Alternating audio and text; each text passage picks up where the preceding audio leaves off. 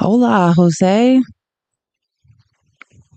Hey guys, tap the screen, share the live. Let's work on our engagement. I think it's because it's the week before Christmas. Engagement has been a little low. I think I think we're gonna do well today. And guess what? My favorite internet playmate is here. I missed you.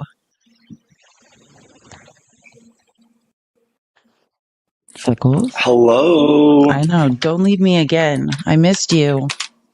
I missed People you were asking too. me How where are you you? were, like I unalived you or something.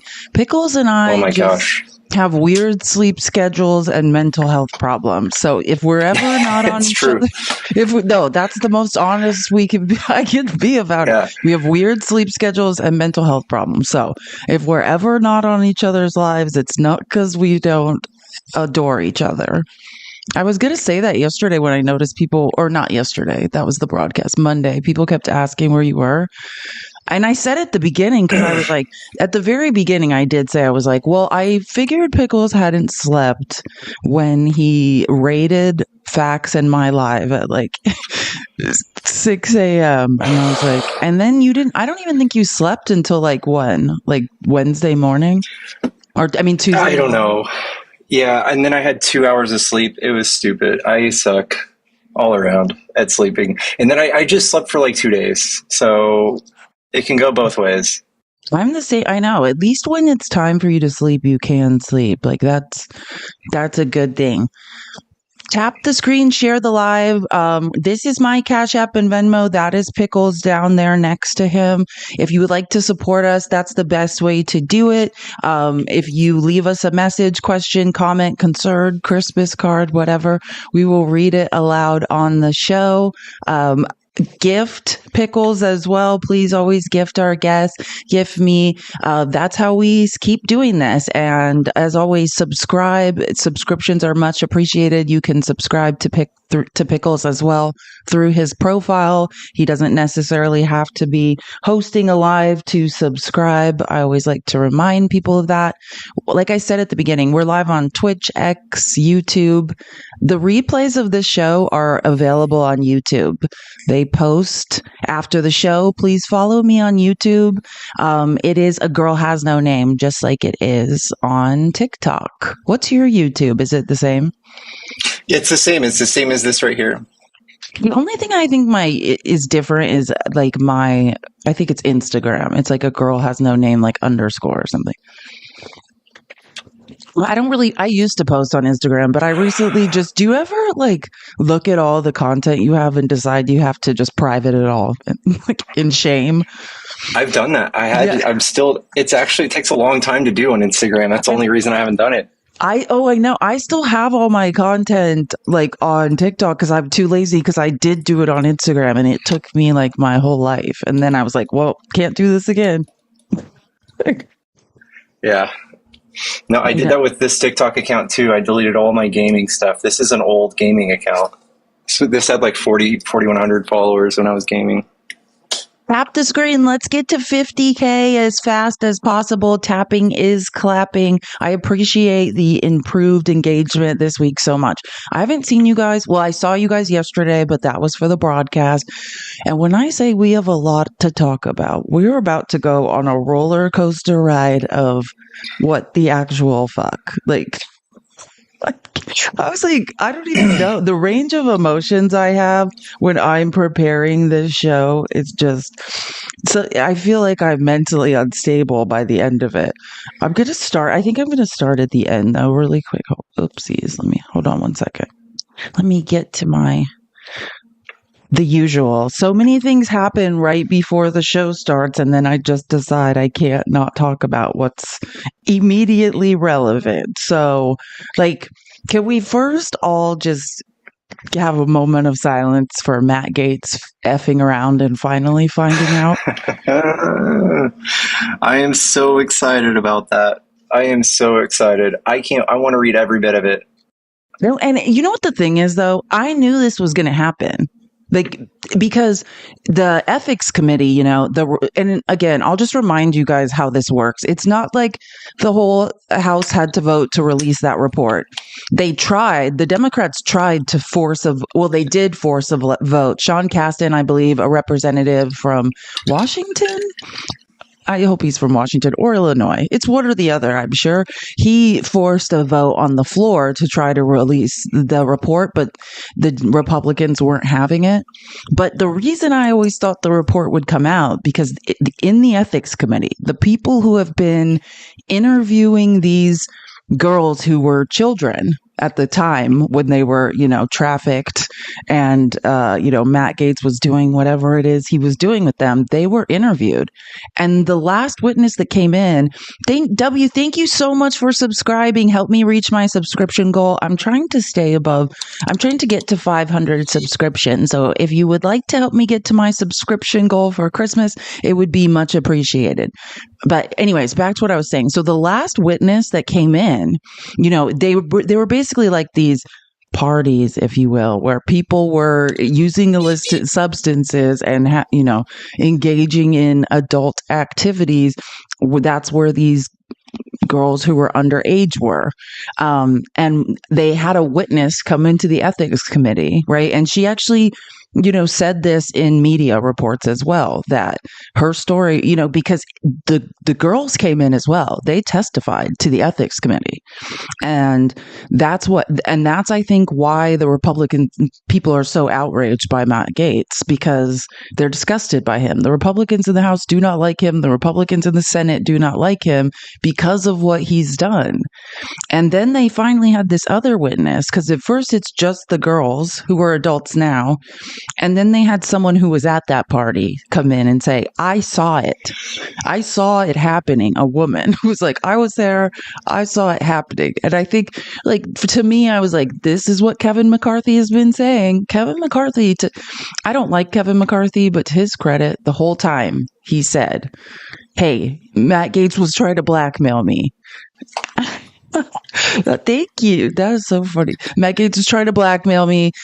Thank you for subscribing, Ryan. That's why I'm in this situation. That's why I was ousted as speaker, because I wouldn't kill an ethics investigation, which I have no authority to do.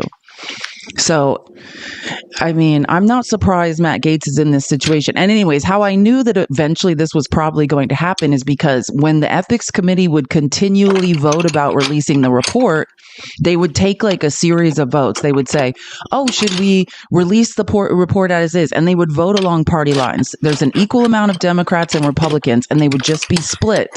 But they would always vote to finish the report. So one Republican would side with the Democrats to complete the report, to meet again and vote again. And that's when I realized, oh, they don't want this report to come out while they're in session, because then the media can hound the Republicans. That's what they're basically doing. They're going to release this report while they're all on planes flying home. Oh my God. For Christmas. So the media can't go after. And again, it could be one Republican who voted with the Democrats. It could be two. It only takes one. They were split along party lines. So that's what I knew it, because they kept saying, we're going to meet again. We're going to vote again. And I was like, oh, they're just pushing it till Christmas so they can escape. This is my Christmas present to myself. I'll just show you this. I found a news report about it. Hold on. That a House panel took a secret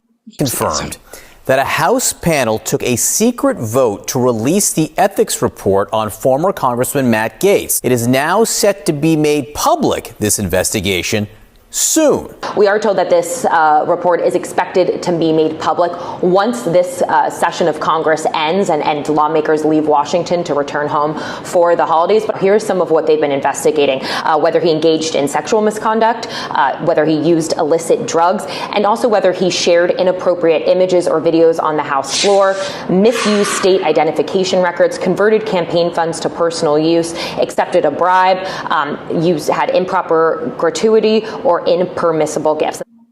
CNN has confirmed. Oh, that's really bad, Matt. That's so bad. The entire report. I'm going to sleep with it under my pillow. I'm printing it out. You know me though. I do print things out when I really want to enjoy reading them. This will be one of those things. I'm going to commit it to memory. I wonder if when do they release it? Do we know? Well, that's what the minute they all get on a plane, like they have to, the government, they have to stop the government from shutting down. Like as soon as all the final votes are done and the government's not going to shut down and everyone's on a plane leaving Washington, they're going to release the report. Like I said, so the media cannot hound whoever it is that voted, because someone broke party lines, some Republican, that Matt Gaetz, they're going to try to come after now. But enough, I don't actually think whoever it is going to be in that much trouble. Republicans hate this man. Truly. Like in Congress, at least. These people do not like him either. I don't know who I think it was. Chris Guest is the chair of the ethics committee, but I don't know who I think it is. It only takes one. I wouldn't want to be the only one. Maybe it's more than one. Keep tapping the screen, guys. Share the live. If you don't have someone to share it with, push the copy link button. I really I appreciate it. We're doing so well on engagement. Let's keep it up. Let's get to 50K as fast as possible. But yeah, I can't remember the names of the people on the ethics committee. I looked it up once, but I didn't. And as long as we're talking about things we're never going to hear the Republicans admitting to publicly, let's get into think about if you've heard anyone talking about this in the media. Today in a courtroom in Los Angeles, one of the most spectacular debacles of the current Republican Congress came to an embarrassing and pitiful conclusion that you will not hear about anywhere in right-wing media. You may or may not have been following every twist and turn of it, but Republicans in Congress really did spend over a year trying to impeach President Biden. At the heart of the impeachment effort was a star witness, a man with the smoking gun. It was an FBI informant who supposedly had the evidence that President Biden took bribes, that a Ukrainian energy company had paid millions of dollars in bribes to President Biden and his son, Hunter. Now, problem one for the Republicans with the scenario happened when that guy, the FBI informant, the star witness for the Republicans against President Biden, problem one for them was when he got arrested and indicted for lying to the FBI about the Biden bribery allegations. I just want to say he was not the first spy that they used as a witness in that impeachment. Let's that be known. He was actually the second or third spy that they tried to use against Biden. He's just the one that they caught on U.S. soil. Problem two for the Republicans is that according to the indictment of him, this man claimed that some of the information he got, the false information about President Biden that he got and passed on, was information that he got from Russian intelligence officials. Today, problem three arrived, which is that the man has now pled guilty. He's pled guilty to a felony charge of lying to the FBI about this phony alleged bribery scheme. He now likely faces 4 to 6 years in prison. You will not be shocked to learn that this is not getting a lot of play in the right-wing media that hyped the Biden bribery allegations for more than a year. You will not be shocked to learn that Republican lawmakers don't at all appear to be chastened by this outcome. Just this past week, the incoming Republican chairman of the Senate Judiciary Committee, Chuck Grassley, was still citing this guy's nonsense allegations as part of a lawyer to FBI Director Chris Wray telling him he ought to resign. Chuck Grassley came to Congress on a covered wagon from Iowa and still has not left. And listen, I don't want to be an ageist, but I'm like, and I'll get into it. It's not just, I'm not even frustrated with Republicans. If Republicans want people that don't know how to use computers in Congress, let's let them do that. But I'm tired of Democrats doing it. Sorry, I'll get on that rant later. Like AOC got passed over for she didn't get the recommendation out of committee to be in charge of oversight and accountability. And I have effing had it. Like, It also, this goes to a longer problem too. Like we kept, no offense, I love Chuck Schumer. You're a great guy. You're a great guy. You've done a great job. I don't think anybody is listening to you when you speak anymore, and you're looking down at a piece of paper, reading speeches on the House floor. We do not need people. We need compelling people. Maybe write the speeches and let Cory Booker read them. Just saying. It's time. We can't have people. AOC got passed over, and oh my gosh, I'll get into it later. AOC got passed over. They're like, he's a young 74. I love Jerry Conley. Don't get me wrong. Great guy. Battling throat cancer. I don't know if he's, you know what I'm saying? I don't know. They're like, he's a young 74. I guess. I mean, what is he? What has he got? 2 more years if he's going again? 4 more years? Well, I mean, I'll get into it later. I'm just tired of it. But again, the sham Republican impeachment hearing of Joe Biden, which yielded nothing but them being found out as using Russian spies to try to impeach an American president with no actual evidence, has finally come to an end. And I couldn't be more happy. Alexander Smirnov, who was the other one? Oh, not Lev Parnas. Well, I mean, Lev Parnas, that's a whole other situation. He admits to it. He went to jail. No, he is a spy. I mean, he is one. He went to jail though. And then now he, like, you know, if you want to learn about Lev Parnas and like what he did Lev Parnas he's the guy that was contracted to go with Rudy Giuliani and find dirt on Hunter Biden and Joe Biden in Ukraine. Yeah. And Rachel Maddow made a documentary about him. He's on Midas Touch a lot. It's called To Russia with Lev. From Russia with Lev. From Russia with Lev. Yeah. I highly suggest it. As long as I'm screaming about AOC and about how we need to have people. Connolly, who is 74. In Congress who are younger, I may as well just play this clip because I love it. This about sums up my feelings on what they're doing. Again, I think AOC is still going to ask for the nomination on the House floor. She's just not getting the recommendation out of the committee. I think it was 84 to 131. And just to be clear, another reason I'm saying is Nancy Pelosi lobbied votes against her. Nancy Pelosi fell down the stairs and broke her hip in Luxembourg. Nancy Pelosi just had, I'm pretty sure, hip replacement surgery and is in a hospital in Europe and lobbied and whipped votes for Jerry Conley against AOC. Am I in a nightmare? The definition of insanity is going on with the Democrats. The literal definition of insanity is here. Was just diagnosed with esophageal cancer, beat back a challenge from 35-year-old progressive Alexandria Ocasio-Cortez amid calls for a new generation of leadership in the Democratic Party. As Democrat Don Bayer of Virginia, a Connolly ally, put it, quote, Jerry's a young 74, cancer notwithstanding. Now, to be clear, I'm sure Jerry Connolly will do a fine job as the ranking Democrat on oversight. I understand his colleagues respect him. I understand the way seniority works in Congress, which has been there forever. Often there's a reason for it. You learn a lot over the years. But in light of everything that has happened over the past decade, it does feel like Democrats still have not learned a pretty important lesson here. Back in 2013, when some liberals called for the retirement of Supreme Court Justice Ruth Bader Ginsburg, then President Barack Obama invited Ginsburg, at the time an 80-year-old cancer survivor, to a now infamous lunch meeting. The president gently implied that it was time for her to pass the torch before the 2014 midterms, when Democrats were expected to lose the Senate, making it impossible to replace her with another ideological liberal on the court. Ginsburg refused to step aside. You're 83. You're the oldest serving member on the Supreme Court. How long do you think you can do this? At my age, you have to take it year by year. I know I'm okay this year. What will be next year?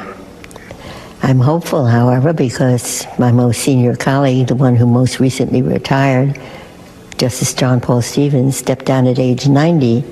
So I have a way to go. We're in a nightmare. And I'm not an ageist. I don't care. Like, listen, Bernie Sanders is doing great. And that's the thing. You can have progressive good ideas and young people can listen to you and you could be old. But there's also a time to just admit, stop it. You know? Like, for instance, when you can't hold your own head up, like, and again, I'm not being an ageist. Dianne Feinstein, do we remember her in the Senate? She had signed power of attorney over to her daughter and refused to leave the Senate. If you can't make decisions about your own estate, should you be making decisions for the American people? Yeah. Wow.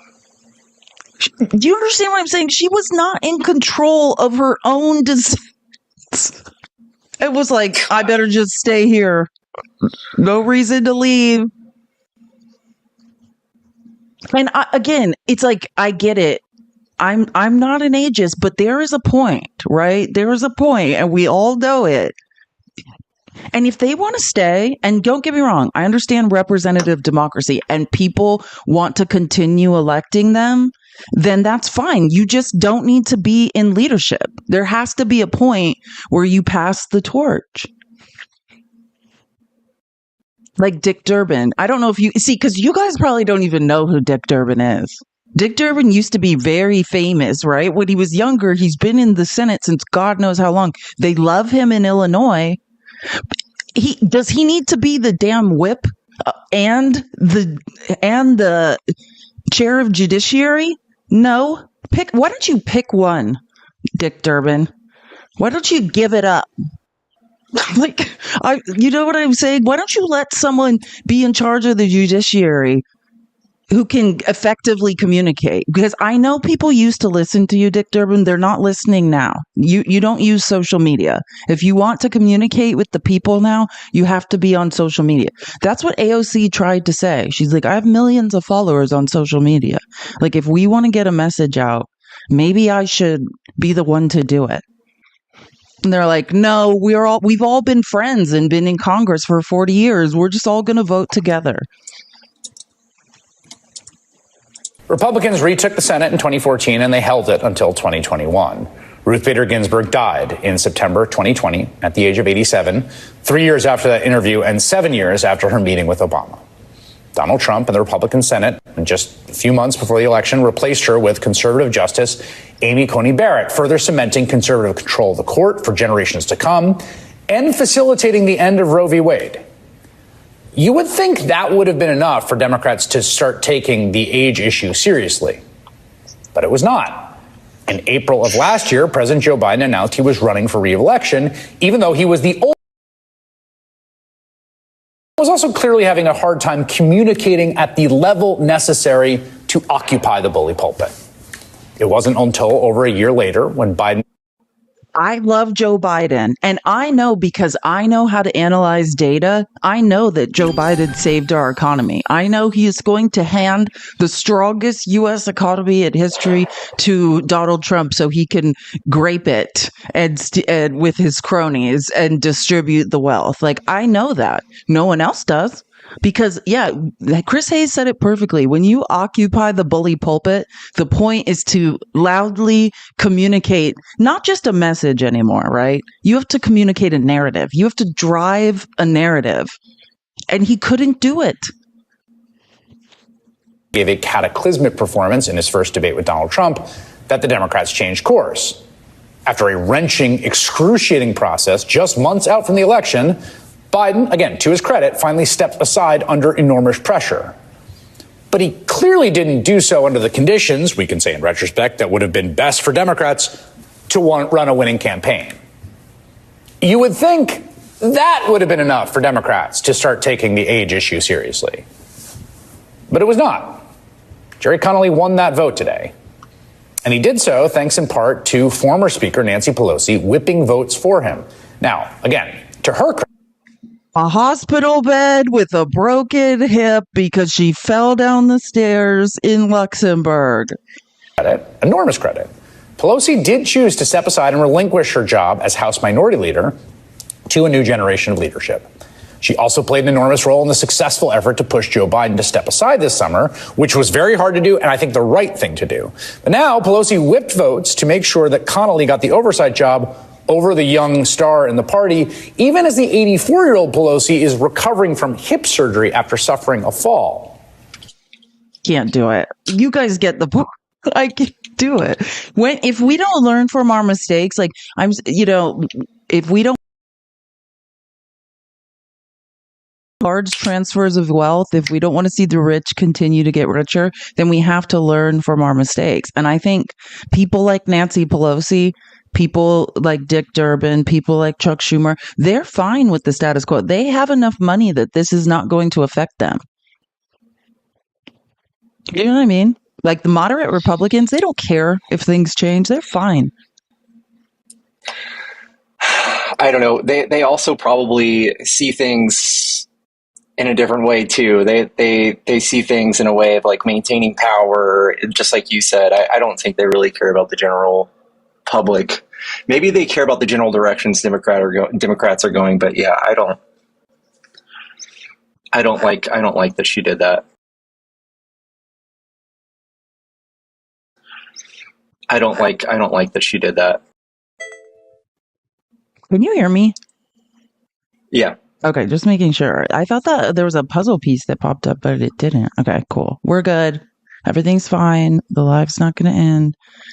Okay, this is what I want to show you. And this is not a joke. So I just want to say congratulations to our new ambassador of the Bahamas and prolific abuser of women. Another one to add to Trump's trophies of people that improperly treat women. Herschel Walker. Why? What do you mean why? These people have couple things in common. They are unqualified and they treat women like garbage. He fits both requirements. What do you mean why? Oh my God. The point is not to keep the government running, it's to tear it down. Don't you understand? This is exactly this. He's perfect. He's perfect. Yeah, okay. SA is the prereq. Oh, have you mistreated women? Okay, you have? Great. Super. Dude, that poor guy, he is not there. He is not there. His vampire versus werewolf speech says it all. How did you know? I'm about to play that clip. I was like, I need to choose my favorite Herschel Walker clip to commemorate him being the ambassador to the Bahamas. That's what we're about to listen to. Hey, Joanna. Oh, man. Hey, how are y'all? This is my best friend, Joanna. We talked on the phone for 4 hours last night. We did. It was amazing. I am honestly surprised that Herschel isn't still in the field with the rest of those black men that thought that they were going to get phenomenal positions. He's the second black man. Remember, now we got one black man who is in charge of low economic housing. Oh, that's a black job. The projects. Trump's like, a black man should be in charge of low economic housing. And now I guess the Bahamas. Of course, it fits perfectly. Just wanted to hop in and say, love y'all for tapping. I'm very proud of the tapping that we've been doing. I feel like we can take it up a notch though, so keep that good tapping up. Keep those yapping fingers, tapping fingers. The shares are lacking and slacking a little bit, so let's get those up to 200 in about the next 30 minutes or so. If you haven't sent your heart me, go ahead and tap that. Follow Felice and Pickles. We love Pickles real bad. He's tall. He has tons of phenomenal information. I like when he's regular Pickles, and I love when he's spicy Pickles. Who doesn't love spicy pickle, right? Make sure that you're following him as well and gifting him to show him our appreciation for being here. Make sure that you gift him and Felice. We have the live gold, the cute little lipsticks that say I love you, because of course we love Felice, right? Also, if you haven't subscribed to her on YouTube, make sure you do that at A Girl Has No Name so you can catch all the replays. And you can watch from 2 different places. I personally like doing that, but don't mind me, I'm a little extra. If you want a link to the Discord, send a message to at Feliz Navidad Live or any of the mods, and we'll hook you up with that as well. Last thing, if you want Felice to read something, send her a couple coins to her Venmo or her Cash App. Pickles also has his Cash App down here. So let's get to gifting, let's get to donating, let's get to tapping, liking, sharing, all that good jazz. Love y'all. Thank you so much. Susan said, sub to YouTube. I love you and your hard work. Susan, you're amazing. Thank you so much. That's amazing. Thank you for subscribing to YouTube. Well, we'll get to that maybe, but I super appreciate it. I might start hosting the broadcast from YouTube if it keeps getting taken down just because we're talking about honest to God, true things happening to women in this country. Every time I host the broadcast on Tuesdays with Dr. Danny and Mandy, our live gets taken down just for stating facts. It's the craziest thing. That is horrible. I know it is horrible, and we could say it all on YouTube. So we might host on YouTube and push it here. Thank you for subscribing, Vic. IB Vic. I appreciate IB. I get it. I just got it. If you guys haven't seen this clip, this is the best Herschel Walker clip of all time. Do you remember when they were like, well, Raphael Warnock is running a black man. The Democrats have a black candidate in Georgia, which it wasn't because he was black. It was because he's an extremely intelligent, an extremely well-read, an extreme, he's the pastor of the church where Dr. King used to run it's like Ebenezer Baptist. Sorry, I probably got that wrong, but it's something like that. Raphael Warnock is completely overqualified to be a senator for Georgia. And then they were like, well, they have a black man, so we'll just find a random black man. And this is during that time, right? When it was Herschel Walker versus Raphael Warnock for the Senate race in Georgia, and they were in a runoff, and they sent Lindsey Graham and Ted Cruz to wrangle this guy and try to stop him from saying insane things.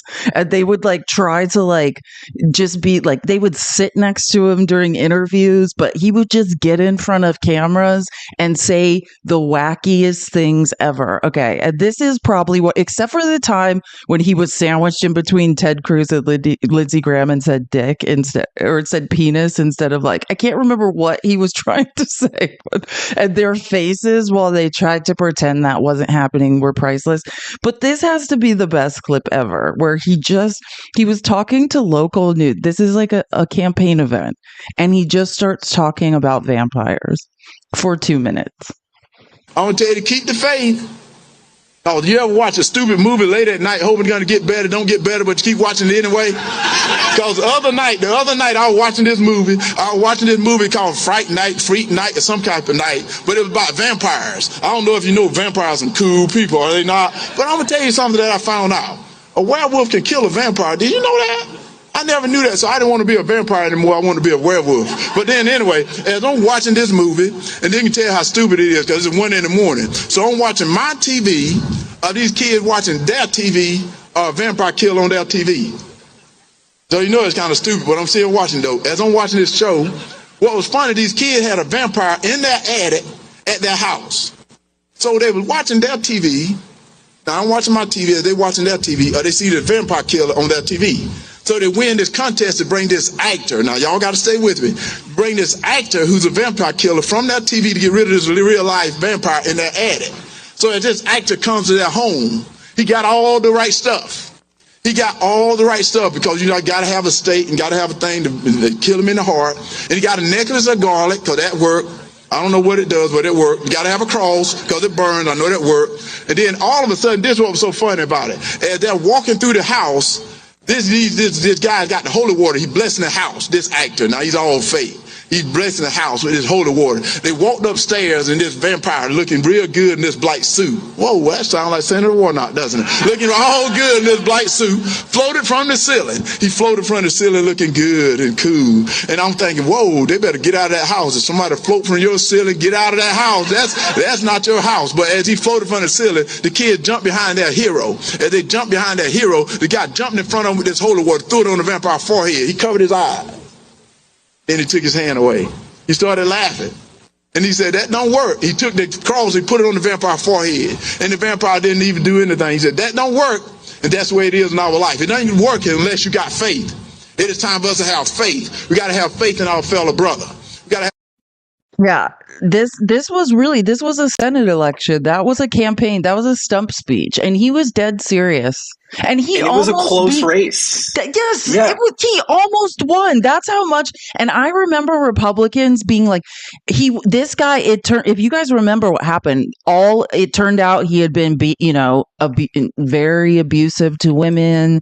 It turned out that he had paid for many ABs, right? Like many horrible things came out about him, and Republicans were just like, we're still voting for him.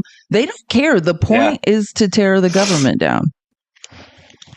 Isn't your main job as an ambassador to communicate? Isn't that your job? Well, I mean, I hope he gives this speech. He should start out with this speech. This is an oldie but goodie. He should really dust this off and hit the people of the Bahamas with this one right off the bat. Razzle dazzle him. I'm only laughing. This is not funny to me. I don't think it's not funny.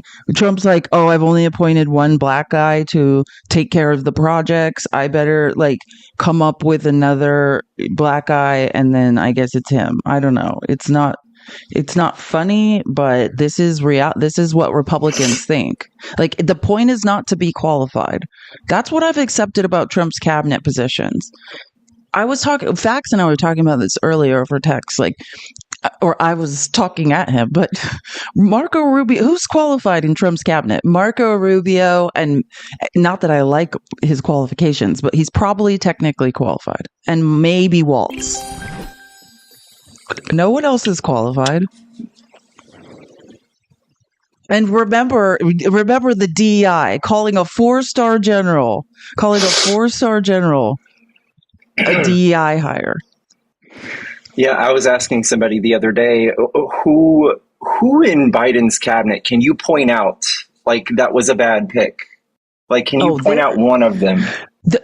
Those people, Biden's cabinet is pound for pound the most intelligent people that have ever been appointed to a cabinet of all time. Jake Sullivan's brain, as a sapiosexual, the black guy, I'm sorry, his name is that just shamed Lord Boebert, the head of the EPA. Those people these are all Ivy League I don't care if you graduated Ivy League. That means nothing about your brain. But these people are scientists. These are data scientists. These are geniuses, literally. And then we have Herschel Walker. And hey, if you date Don Jr. and then he gets caught in an affair, you can be an ambassador to Greece. Thank you so much. I love GIFs. Sorry, I just like colorful things flashing on the screen. Okay, and this is going to be disturbing, so just trigger warning. But this is wait, let me make sure I get it right. The New York Young Republicans Gala, right? Which this happens every year. Actually, last year Trump spoke at it. He wasn't there this year, thank God. But, Steve Bannon is fresh out of the clink and said some of the most disturbing things I've ever heard in my life at this gala. And I would be remiss to not let you hear some of them because, this is prophetic. Steve Bannon is scary, but he's also, everything he says seems to be coming true. Cool. Thank you so much. Yo! Are you guys drunk enough already? No. I love betting cleanup at 11 o'clock at night. Hold it, hang on. There are more convicts and more thugs here than in Danbury. And I'm just talking about club members. Thank you very much. Thank you. Yeah, that was true. At least he said something true. At least Steve Bannon said something real. That is true. That seems to be another requirement if you want to be near Trump. Are you willing to commit crimes? Have you committed a crime and went to prison? Have you gotten away with a crime? Have you been accused of a crime? Do you treat women badly? Or have you been accused of treating women badly? And are you unqualified in every way? If you hit those three things, you too can be in Trump's cabinet. Now, this is scary.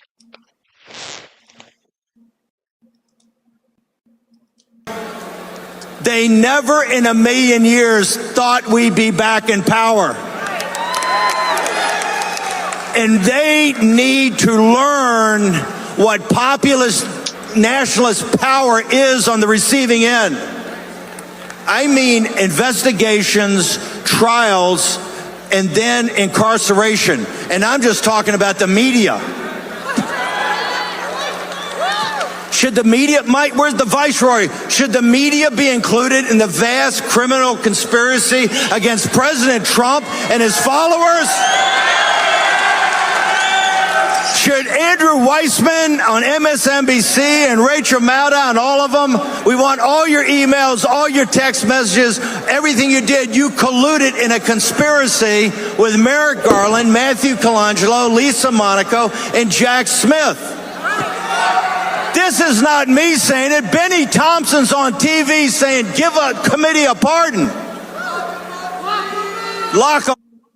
Just want to be clear about what he's doing, and it's smart because David, you guys know him as David. I know him as Dale, the guy he has an orange dot and his name is David, and he comes and he thinks he's saying intelligent things, but he's really just parroting like MAGA talking points that he doesn't know what they mean. He was in the chat earlier being like, well, if Hunter Biden's innocent, why did he get a 10-year pardon? That is straight from people like Steve Bannon, right? This is the circular logic, right? If he gets a pardon, that's signs of guilt, right? Even though they would just go after him and needlessly prosecute him and torment him over things. And they admitted that time after time, right? If he doesn't get a pardon, then they're going to prosecute them even though they're innocent and get scary people like Pam Bondi to go after them, who they're putting people, or Kash Patel, right, to investigate people, bring sham charges. There's no way to win. Either we protect people that we know of that have done nothing wrong, or we don't protect them and they do it anyways, right? Like, what's the right answer? There's no right answer to that problem. But that's what you see. Oh, and Dale, I'm telling you right now, like, your unintelligence is getting very boring to me, so I will be blocking you if you keep annoying me. I'm just letting you know, like, since the election, you're one of the last people I haven't blocked, and you can get it too. Like, I'm very uninterested in you at this time. Like, so just keep going, and then we will never speak again. Or actually, we don't speak, but I'll never have to see you again. Anyways, that being said, that's the logic. There's no logic, right? Like we're talking about Hunter Biden, who was tried for his crimes, pled guilty, right? It's not about that. If you read court documents, which we know that Dale doesn't, what they are saying is, hey, we can't protect him from frivolous prosecutions, right? Like, won't be the problem. It's just never going to stop. Come up and throw away the key. In the White House right now, with the world on fire, they're spending the time on blanket preemptive pardons. Blanket preemptive.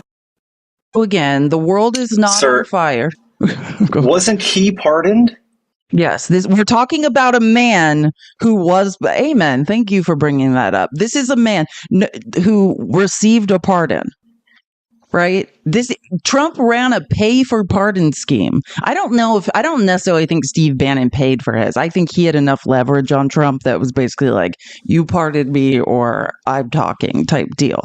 But imagine being a recipient of a pardon and complaining about other people getting presidential pardons. Imagine the hypocrisy. Imagine the nerve. This is a man who, what he was pardoned for is going to face a trial, a state trial he can't be pardoned for the same thing. When he walked out of Danbury prison, when you heard him say Danbury, he's talking about the white collar correctional facility he was in.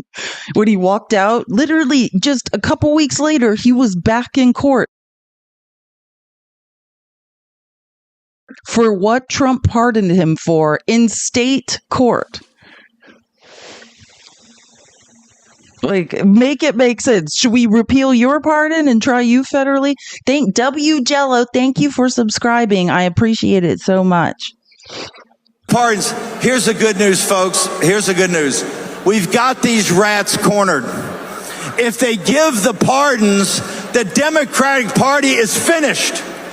Amy Klobuchar and those people are telling you that. If they give, we dare you to give blanket preemptive pardons to.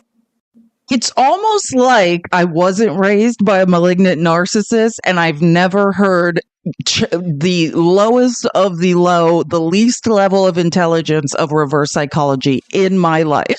Like, oh, if you do it, something bad will happen. Okay. I don't. Yeah, ooh. Oh, I'm almost scared. It's almost like I was not raised by a malignant narcissist who threatened me in this way with reverse psychology every day. Oh, please. Yeah. Damned if I do, damned if I don't. That's the nature of America when huge transfers of wealth are happening behind our back. Like, we're already damned if we do, damned if we don't. Surprise. You have no leverage on the poor. Anybody. If it happens, the Democratic Party is over. And if it doesn't happen, you're all going to prison. You can hang out with Steve Bannon there. Thank W, A Social Approach. Thank you for subscribing. I appreciate it so much. Yeah, Steve Bannon knows all about prison where he just was. Steve Bannon is on stage complaining about presidential pardons, of which he received. The hypocrisy of the Republicans knows no bounds. That's what the Chinese call a win-win, right? You see how he admits it? Like, it's a problem with no answer. He admits it. It's a win-win. If they give the pardons, I'm gonna flood the airways with shit and say it's because they were guilty. If they don't give the pardons, we will try them on trumped up charges and put innocent people in prison. That's what the Chinese call a win-win. What he's saying is that's what authoritarian governments call a win-win. We don't need evidence to put people in prison. W Maggie, thank you for subscribing. I appreciate it so much. I know it's almost like Steve Bannon. How many? Like, go get a physical. Sorry, like you might not have much time left. And then he pretty much, this was like a 10-minute speech of what is going on, and he had the nerve to say this at the end.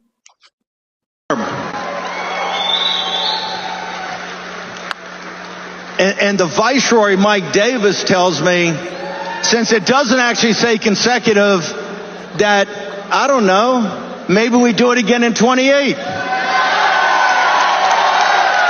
Are you guys down for that? Trump 28? Come on, man. Yeah, like I can't. Can you look up that language? It's pretty clear. Like, I don't know what I think I thought was going to screenshot it, but I forgot. Like, the Constitution, just because it doesn't say consecutive, like, this guy is actually delusional. The language is more than clear. WJ, thank you so much for subscribing. Let me find. I'm gonna find it because this is annoying to me. Like, Steve Bannon, no one's scared of you. Oh, here it is. This is the okay quote, and I quote: "No person shall be elected to the office of the president more than twice." End quote. Does it seem like, what does that sound like to everyone else? No person shall be elected to the office of the president more than twice. I also see this 22nd Amendment explicitly limits a person to serving as president for a maximum of 2 terms, and 1 term is 4 years. And they're like, well, I didn't hear the word consecutive. Like, am I in a nightmare where people don't know what words mean? Steve Bannon, get off the stage. He literally started his speech by saying there's more convicts and criminals in here than Dan Barry. That's the truest thing he said in that speech.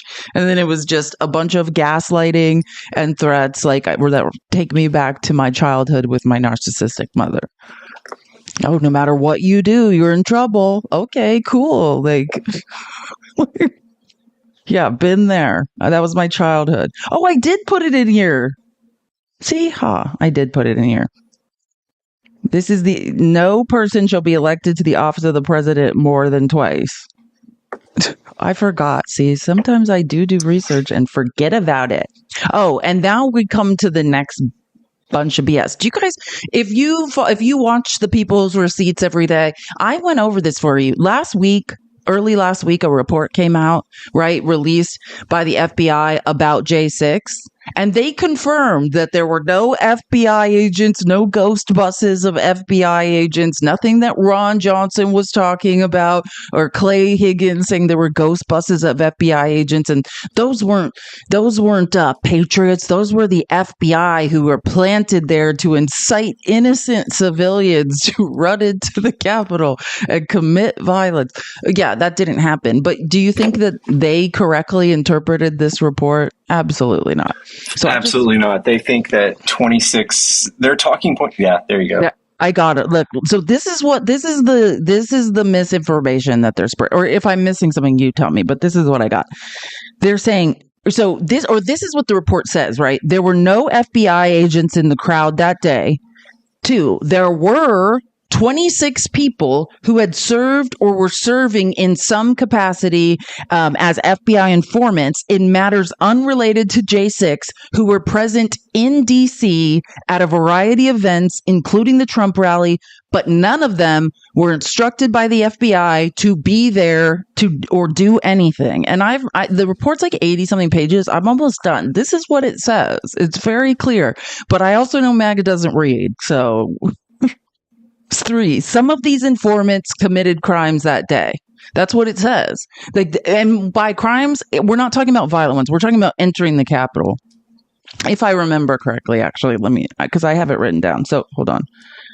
Oopsies, before I cover my face. Guys, keep tapping the screen. What are we at? 107. Let's get to 150K. We can do it. I really appreciate it. Tapping is clapping.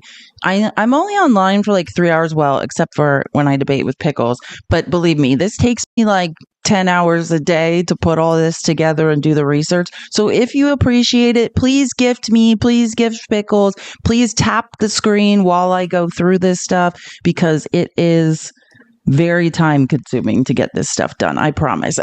As a former teacher, that's what it is. The time you spend actually in front of in class is so minuscule compared to the time you spend preparing. Okay.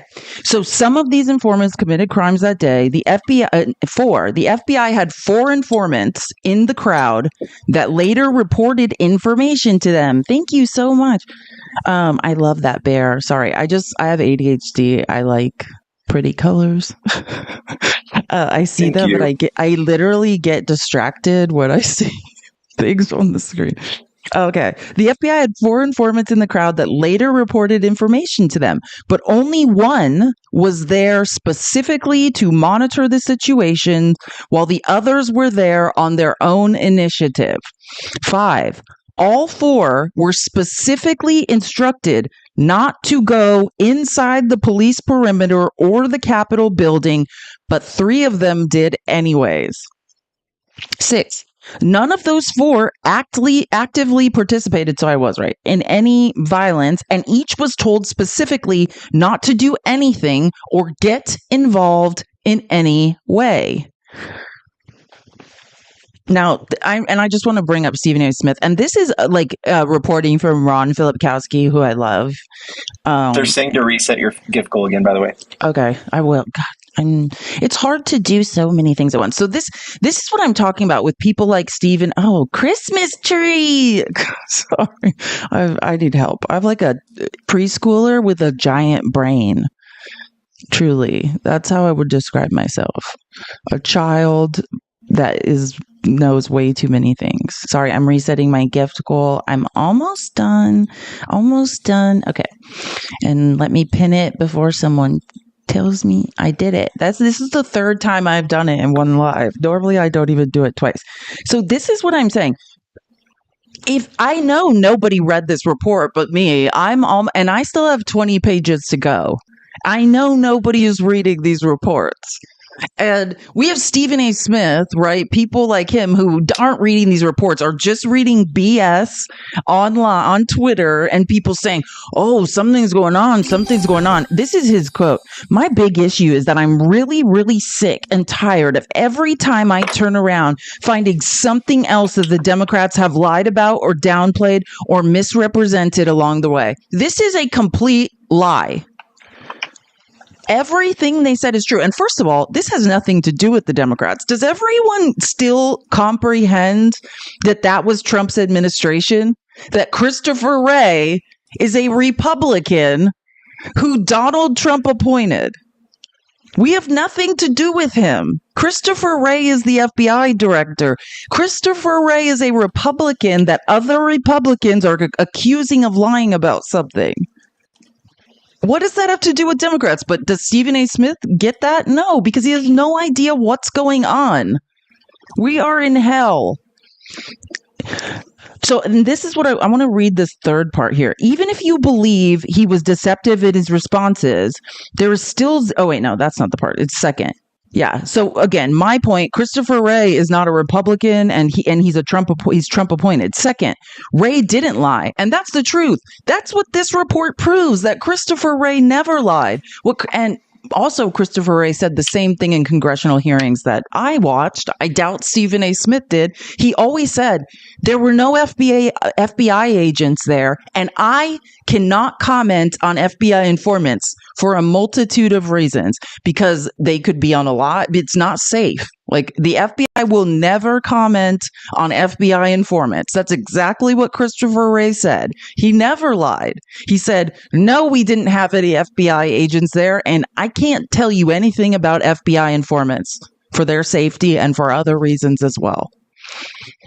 And then third, even if you believe he was still deceptive in his responses, there is still zero evidence to suggest that anyone associated with the FBI planned to send people into the crowd to incite a riot, which was the main point of the entire exercise. Like, it doesn't, no matter how you cut this, you can blame Christopher Wray, who's a Trump-appointed Republican. You can say he lied. I know he didn't. He said the exact truth. But again, there's no evidence proving anything that they're saying happened. But we still have to sit here and listen to this. And just to be clear why I think it's important to talk about this, they released a report, Loudermilk. Is his name Barry Loudermilk? Senator Loudermilk. They are recommending that Liz Cheney be investigated criminally. This is lawfare. This is insane. This is why, and then I have to hear Steve Bannon saying, oh, if you pardon them, we know they're guilty. No, this is why. Please, like, Steve Bannon is my mom. Like, please don't reverse psychology me. Oh, if you protect the people that we're going to if we're going to persecute, then they're guilty. No, that's not the way it works, Steve. It still takes evidence. And as someone who's read every court document and knows everything about this stuff, there isn't any. There isn't any. Show it to me. Show it to me. The only people that think there's evidence of something going on don't know what's going on, or you're lying. It's one or the other. You're lying for your own ends, or you have no idea what you're talking about. It's one or the other. There's no evidence.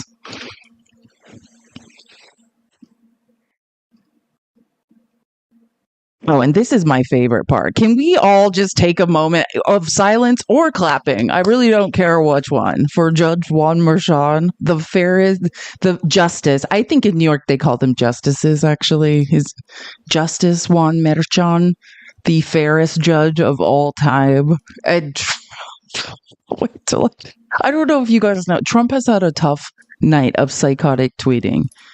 I mean, truthing, whatever it's called at this point. But yeah, Juan Merchan, Trump wanted him to say, because of, the Supreme Court's ruling about official and unofficial acts, that somehow something Trump did that has nothing to do with him being president should be thrown out. And Juan Merchan was like, no. Didn't they open his defense with saying that this was explicitly a personal matter, too? Oh, for sure. Yes. Yes. His own lawyers. What's the guy's name? Who's now going to, by the way, he's going to be like the number 2 at the DOJ, Todd Blanche. Yes. He's like, this has nothing to do with the office of the presidency. This is something that happened like decades ago. Yes. It's ridiculous. And also and then he denied it happened after saying that, which there are so many things wrong with the way that case. And I don't blame Todd Blanche. I just want to be clear. Trump would not let him defend him correctly. Do you know what I mean? Like, I think Todd Blanche probably could have done a way better job, but Trump was like, I know. Just because I didn't go to law school or pass the bar doesn't mean I don't understand how to mount a defense. And then Todd Blanche had to just listen to him and say a bunch of crap. But okay, so Juan Merchan refused to throw out his conviction, so this is one of the ways Trump was really hoping. No president has ever gone into his presidency as a felon. Trump, he blocked a very significant way in which Trump thought he might get out of this. So Trump had to go on a giant and scary rant about Judge Merchan. Like, this is crazy. We're in crazy town. It's fine, guys. Don't panic when you see this.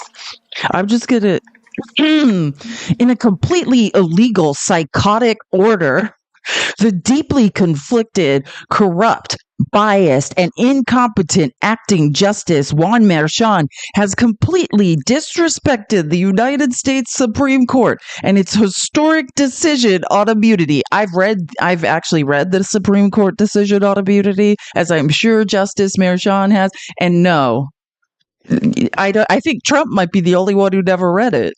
It has nothing to do with the Stormy Daniels case. Acting Justice Juan Merchan has completely disrespected the United States Supreme Court in its historic decision on immunity. But even without immunity, this illegitimate case is nothing but a rigged hoax. Merchan, who is a radical partisan, wrote an opinion that is knowingly unlawful, goes against our Constitution, and if allowed to stand, would be the end of the presidency as we know it. Merchan has so little respect for the Constitution that he is keeping in place an illegal gag order on me. Oh, Trump's not allowed to release the names of witnesses, and information of witnesses and publicly attack them. I can't. Trump's not allowed to attack the families of witnesses and court officials. And he's very, very upset about it. Sorry, if allowed to stand, would be the end of the presidency as we know it. Merchan has so little respect for the Constitution that he is keeping it in place an illegal gag order on me, your president and president-elect, just so I cannot expose his and his family's disqualifying and illegal conflicts. And oh my God. Yeah, well, this is all lies, just to be clear. And I, as someone who read every case document, and if you guys have been following me for a while, you know how much I know about this case. No, that's not true. The only thing he can't do is attack like court officials, family members, and their families and witnesses in the trial. That's it. Which is his MO. Which is what he's done on other. I went through this when this trial was going on and Trump was telling all these falsehoods. But before he's talking about conflicts of, he's accusing Merchan of conflicts of interest before the case started.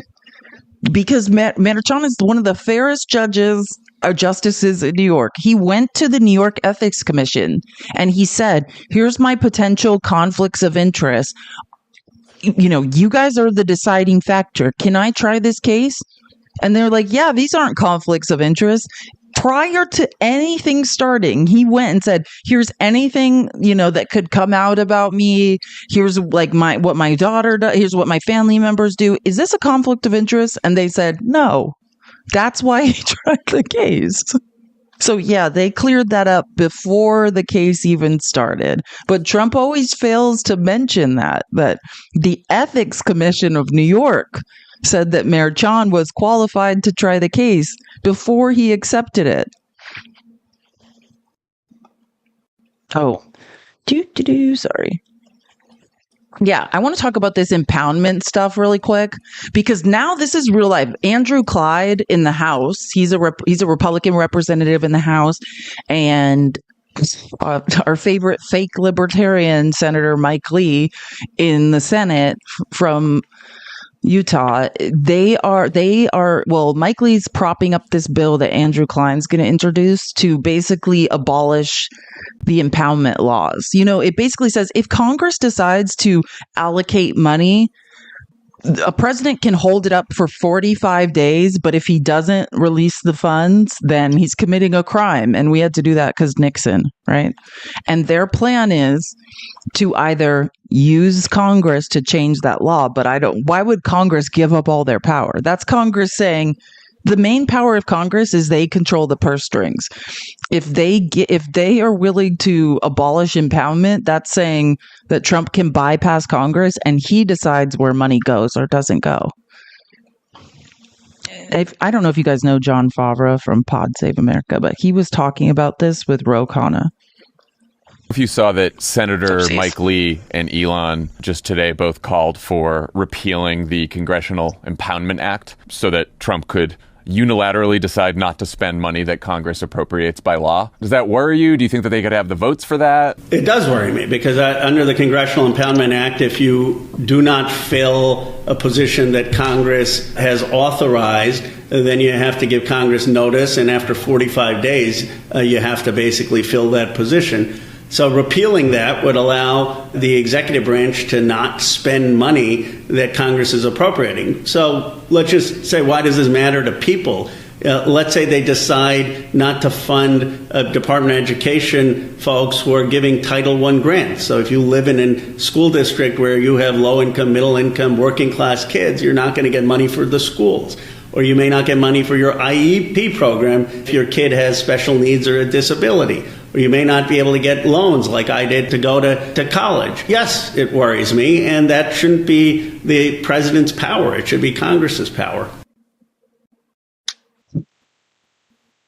But this is real life, and they actually are bringing a bill to do this. And this is just talking about it, right? It's called the Impoundment Control Act of 1974. And this comes straight from, she's right. Like Trump, the guy who's like, I know nothing about Project 2025. This is Project 2025 doctrine, the bill that Mike Lee and Andrew Clyde are bringing to destroy the Impoundment Act of 1974. The act requires the president and federal agencies to spend all the money allocated to them by Congress. It was passed in response to President Nixon, who was basically saying, I'm the president. If I don't want to give money Congress tells me to give to government agencies, I don't have to. Yeah. And then Trump's budget director, Russ Vought, right? This is the architect of Project 2025 and the director of the Office of Management and Budget. This is what he wants, right? He wrote the chapter in Project 2025 on consolidating power in the executive branch. And this is one of his tenets of that, how to control the purse strings and to take them from Congress. And yesterday, Andrew Clyde, backed by Mike Lee, they're going to introduce a bill to get this done. But if Congress passed it, they'd be giving away all their power. God, that's terrifying. But they're saying if you don't vote with Trump, if you don't vote with Elon Musk, we'll primary you. So if they did pass it, Congress would literally be handing their power to the executive branch. So I don't know why they would. And there's a plan, it's in Project 2025. They try to make an argument, even if Congress won't repeal the Impoundment Act, maybe we can just do it anyways and claim the Impoundment Act is unconstitutional. So I guess we'll see how crazy these people want to get. Yeah, and Mike Lee is calling for TSA. I thought this was so funny. Ron Filipkowski was talking about how Mike Lee is trying to repeal funding for TSA, or he wants to abolish TSA. And he said, make air travel homicidal again. It's so true. And this is so they're talking about, hey, even if we can't get Congress to repeal the Impoundment Act, even Vivek Ramaswamy's like, that's unconstitutional. We can't do that. But I think they might try. You never know. They could try. I'm just reporting the news, just telling you what's going on. And I'm sorry that we have to do this, but we have to briefly talk about Drone Gate. Oh, Joanna's here. Oh Perfect God. timing, Joanna. No, this is serious. There is a threat to the eastern seaboard, and I have to report on it. Go ahead, Joanna. Jesus, Devontae Christ, this is insane. We're in hell. Yeah, like I've been telling people for the longest that they've been trying parts of Project 2025 in pockets in different red states throughout this country. And guess which governor decided that she wants to get rid of certain governmental agencies so that we can have less waste. If you didn't guess yet, you got it. Sarah Huckabee Sanders. Yeah. I wish that her father would take her with him to Israel, but it doesn't seem like that's going to happen. Enough of that. I appreciate the tapping fingers that you guys have. Thank you, thank you, thank you. If only we had universal health care in this country, you could go to the doctor for the sprains that I know you have on your fingers from all the tapping that you guys have been doing.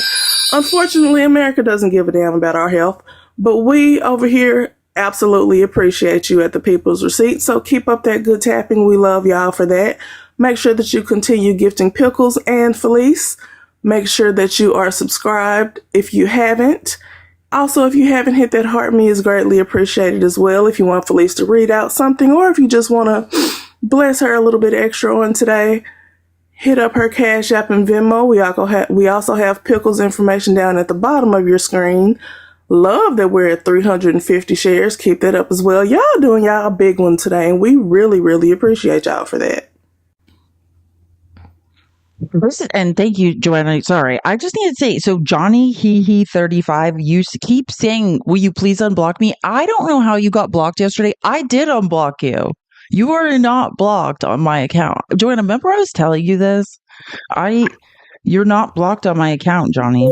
So I don't know why you keep, I'm not sure why you keep saying that. And I checked like 5 times after, because you sent me a message again yesterday and I unblocked, like I double checked to make sure, because I was like, I don't think you are blocked on my account, as far as I can tell. But Joanna, I'm going to send you this screenshot, Joanna, and will you put it, or I'll put it in the group chat. And then could Chrissy or I think Fee can check. But I'm fairly certain, because they have access to my account. But Johnny, I don't think you're blocked. I checked yesterday. I put it in the group chat. So someone will check. Joanna, can you follow up on that? But Johnny, I swear, I personally made sure of that yesterday. I sure will. If he still is, I didn't do it. But yeah, I remember talking about him yesterday. He sent me a message too today. And I was like, oh, he's already unblocked. I don't even have to worry about it. But yeah, we'll absolutely look into it. I have similar issues with somebody else on my channel. So I don't know. Could be a TikTok thing. Yeah, I don't. Well, just double check. Can we, or triple check? At this point, I think we're quadruple checking. I personally checked twice yesterday. So just have Chrissy or Fee check and make sure that he's not blocked. But I don't know. I did it twice yesterday and you weren't. So I'm not sure. And if there's a problem, I'll check again after this. But I'm not doing it on purpose, Johnny. I promise. And Sully says, where do polar bears keep their money? Oh, this is funny.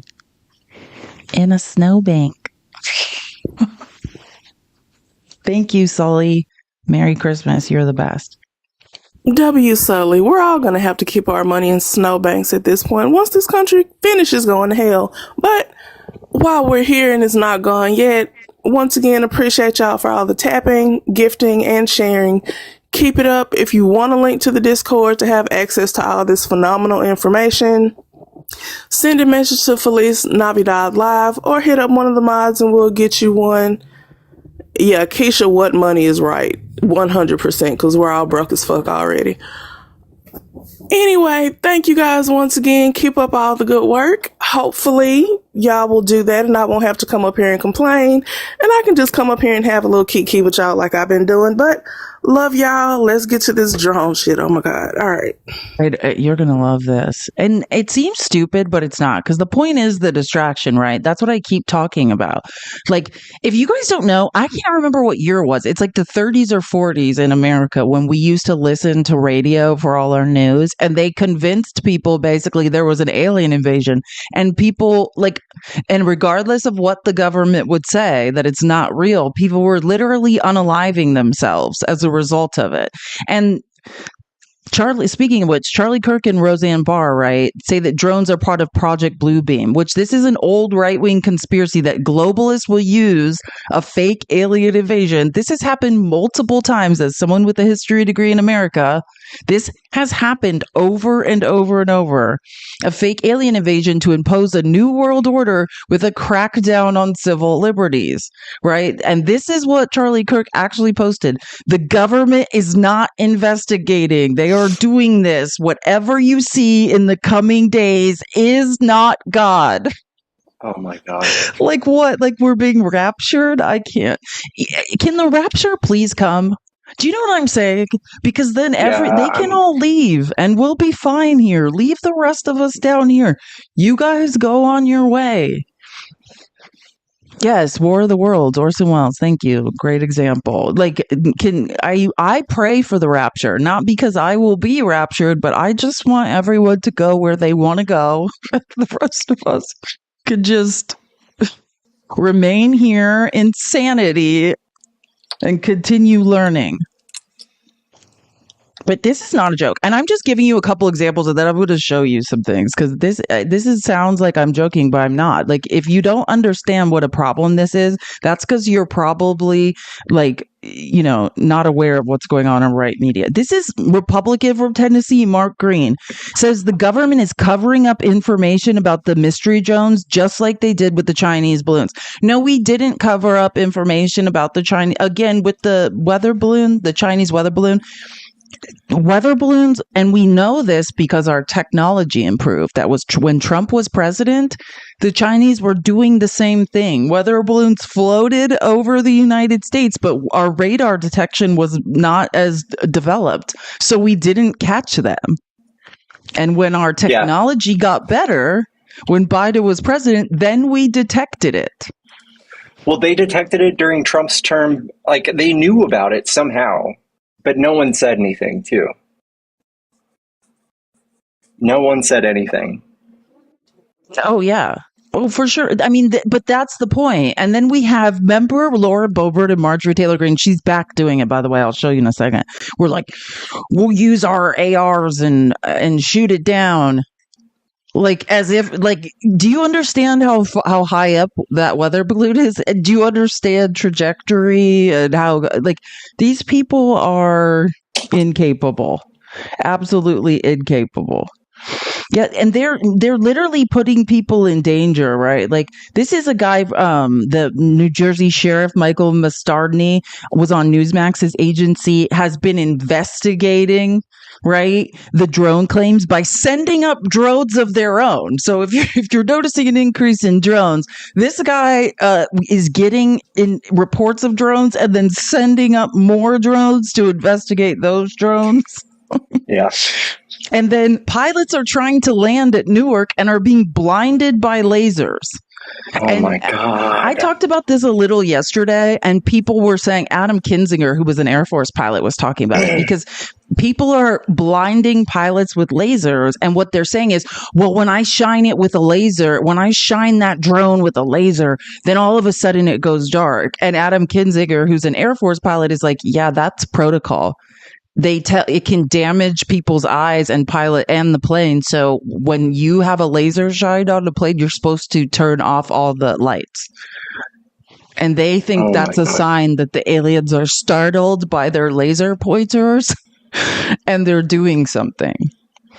This is, and they say that, oh, the government's not doing anything. Well, why is the government commenting on it?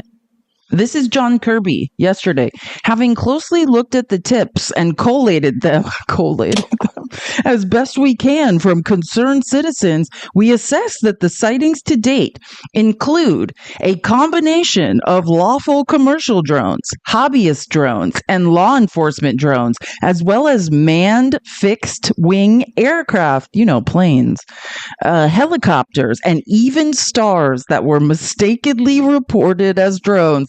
Governor Larry Hogan, who thought the constellation of Orion was a drone attack over his house in Maryland. That's a true story that we went over on Monday. Yeah, Larry Hogan filmed the constellation Orion and planes landing, and then scientists were like, hey, I track airspace, like these are planes and this is the constellation Orion. If you weren't here on Monday, you missed quite an expose. And people were like, delete your account, Larry. And they were like, respectfully, Governor, it's time for you to go away for a while. It's not exactly what I said. And I said, because the last narcissist I dated worked for the Air Force, was a drone pilot, not as a drone pilot. He worked in security for the Air Force, like in tech, but he was an unmanned drone pilot. And the things he used to do, I was like, if this was happening in Florida, I would be like, I know who it is. I hope he's not listening to this. Just kidding. I didn't say your name. Don't do anything to me. Anyways, yeah, and I'll get to that. Actually, you have that clip, but let's move on to Nancy Mace. I just want to show you this is this is Nancy when she's not harassing the trans community. This is what Nancy's up to. My concern is if it's not craft from outer space, because I think that has to be on the table. That has to be an option. Is it our technology, or is it Russia or Iran or China? Is there someone who's winning the arms race, and are we behind? Because my question is about national security. And I hope that it's us. I hope that it's not our adversaries or something from outside the universe, because I have real concerns that, like, if these drones are from Iran or China, like some of the rumors have been, I pray that they're ours, but we should also know why they're out there. Like, are they looking for radiation? Are they looking for a missing nuclear warhead? Like, we deserve to have some answers here because people are scared. And a lot of congressional offices are hearing people, they're writing in with their concerns when they're seeing these drones. They politicize everything. They politicize everything. She's like, what if it's from outside the universe? Pickles, could you tell me where outside the universe is? I didn't take a lot of science classes, but I'm just curious where outside the universe is. Yeah, I got a feeling she's not too bright in that regards. But I remember standing in my parents' living room when the air balloons were coming through. And I'm pretty sure it was Jesse Waters. He was like, what if there's a virus inside of it? What if there's a weapon of sorts? He's like, you don't know. And he was just like, making Biden seem like this like frail, weak man for not making a decision to hit it with a $2 million rocket, like immediately. That's the thing, like when you place really smart people in the right positions, they give you options and what's best to do. And they told Biden what was best to do. We're going to let it pass, like exactly like you said. And they did shoot it down over the ocean where it was best to collect the parts and no one was going to be injured. And then they could study it. This is just complete nonsense. And it's like, Nancy Mace, you know nothing about technology. I'm not claiming to know, be an expert, but I definitely know about drones, not just from the last narcissist I dated, but that did give me a crash course in it. And none of this makes perfect sense. The FAA changed the rules in 15 months ago that said that drones can fly at night. And Adam Kinzinger explains that no one's doing anything illegal. They don't have to report it. Should we give everyone the addresses that launched a drone and let the American public go question them? Should we shoot people's private property down and then our tax dollars should replace it? If you don't want drones, I'm for regulation. It's the Republicans that don't want. This is your guys' dream, not ours. Let's regulate. Let's regulate the airspace. I'm fine with it.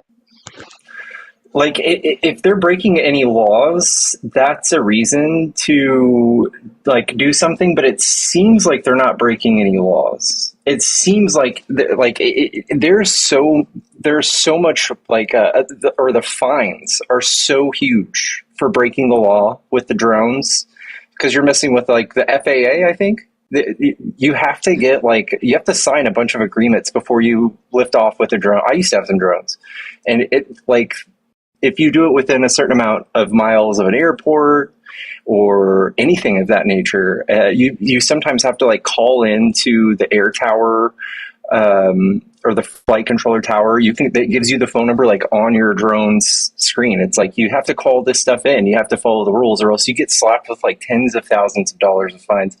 That's why I'm thinking like all of these drone sightings, if they're not breaking the law, then we're not going to hear anything about it. But like people would be immediately getting arrested and fined, and we would have names. We would have all of that like right now. No, that's exactly, and that's what John Kirby was saying. John Kirby is the military. That's what John Kirby is, the Joint Chiefs or the National Security Council, which like consults with the Joint Chiefs. That's what they're talking about. They're saying we do know no one's doing anything wrong. We can't do anything about it. Like, have you guys ever been to Burning Man? Have you seen they have thousands of drones that launch into the air at once and do coordinated light shows? Does everyone at Burning Man start saying that there's an alien invasion, or is everyone just like, oh, this looks really cool? Like, yeah. I'm so embarrassed for MAGA. But again, you guys have to decide what kind of government you want. You guys want small government. And then you're like, why is no one telling us anything? You want no government. You want people to be able to do anything they want. And then you're like, oh, we want answers. It makes no sense. You guys can't have it both ways. Why isn't the government regulating the airspace? Oh, we're trying to destroy the government right now, but it's so weird they're not regulating the airspace. Yeah, Amazon drones. Yeah, or you said amazing drones. I thought you said Amazon. Arizona is one of the states where Amazon and Walmart drones are testing. You know, they're dropping packages from the sky here.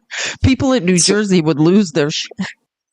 I'm reading the laws right now. It's not against the law to go with your drone above their private property.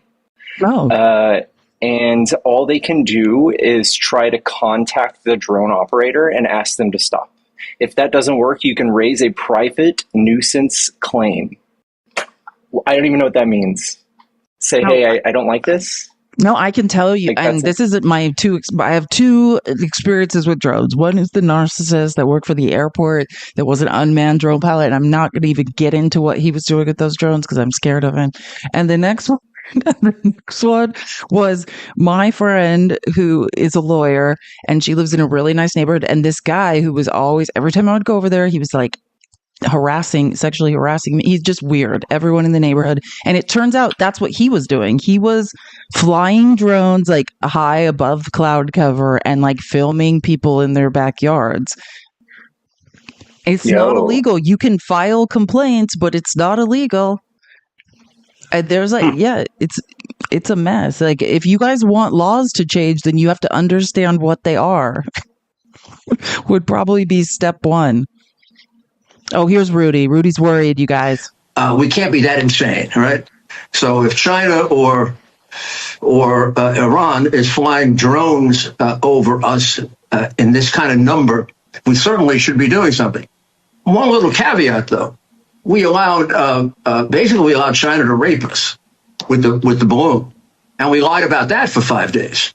And then they carried out about an 8-day mission in which they very carefully got to photograph for as much time as they wanted very sensitive military facilities. And Kirby and all his people were telling us throughout that it wasn't very meaningful. In fact, it was probably the worst security breach we've ever had. Was it when Trump stole classified documents and had them in his toilet? It's not that. It's not, you know what I mean? It wasn't when it wasn't the coup. It was. I can't look like this, Rudy. Please. We got all those pictures because it was unmanned, sent to China. And then when they finished and got safely off our shore, Biden went ahead and took them down, I guess, when Z told them it was okay to do it. So that leaves me How a would little he nervous. even know this? It's V, not Z. I can't with this guy. He doesn't know any. He's just muttering things. It's 5 o'clock somewhere. This is 24 hours a day. The distraction is the point. Now think about it. While this is happening, Trump is installing, we have 15 billionaires that have the wealth of 169 countries in the White House. They are gearing up to enact laws for large transfers of wealth to happen. Do you know what I mean? This is real life. And then puzzle piece. Yay, I did it.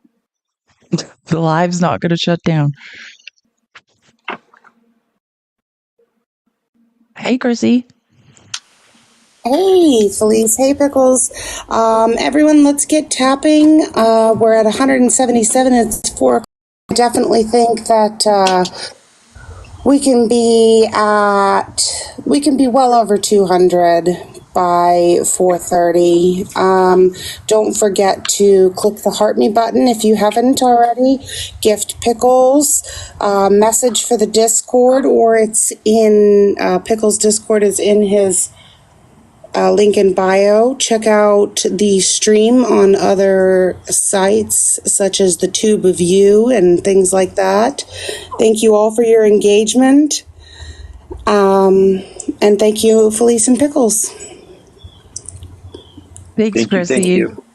Guys, keep tapping the screen. We're almost to 200K. You guys are doing an amazing job. I appreciate the support so much. I'm almost to my live goal, and then I will immediately reset it once I reach it. I am noticing that. Okay, I just have to show you. This is Margaret, and she's dead serious. And remember the weather balloon, because this not the exact same thing she was saying during the Chinese war? And someone had to explain to her like physics and the trajectory of an AR and how like you will get nowhere near that weather balloon. Did she just copy and paste her tweet from Weather Balloon Gate? I'm going to tell you right now that if they try to tell us all to stay inside, stay home, shelter in place for our safety from the drones, there is no way in hell I will comply with that absolute bullshit. Not doing it. No way. I'll shoot the drones down myself along with every other red-blooded, freedom-loving American. States' What rights. a fucking goof. What a goof. Her job is just to be as loud and wrong as possible. Don't make me laugh. I think you literally, she's the distraction. Do you know what I mean? Like, while she's yelling things that no one understands what they are. States' rights. She has no idea what she's talking about. Like, Marjorie needs help. She thought she was going to be in charge of the Department of Homeland Security. Can you imagine what she'd be doing? She'd have riots in the streets. She was in charge of Homeland Security. She'd be like, this is an emergency, like every single day. She would be whipping people into a frenzy. Hey, Ari. Okay. Oh my God. This is the best one. Do you guys remember Doug Mastriano? He's like a state senator, I think, in Pennsylvania. And I think he tried to run for the Senate. And I'm not pretending to be a Star Wars expert, but you tell me, isn't this something from Star Wars? It is. Yeah, it's a TIE fighter. Yes, thank you. Okay, so as a hoax, someone posted this on X and was like, it's one of the drones. They shot it down and they're taking it for investigation to like a military hangar. And Doug Mastriano believed it. And he's Oh got my this. God. He had this posted on X until it was community noted. No. Yes. No. He had this literally up, and people were like, "Are you what?" And people were like, You're joking, right? Like, you don't think this is real? I just want to show you the post he had. This is his post. And I'm not a Star Wars fan, and even I was like, "That's from Star Wars." This is what this man wrote, and he's dead serious. It is inconceivable that the federal government has no answers, nor has. I can't do it. I can't do this. We are in hell.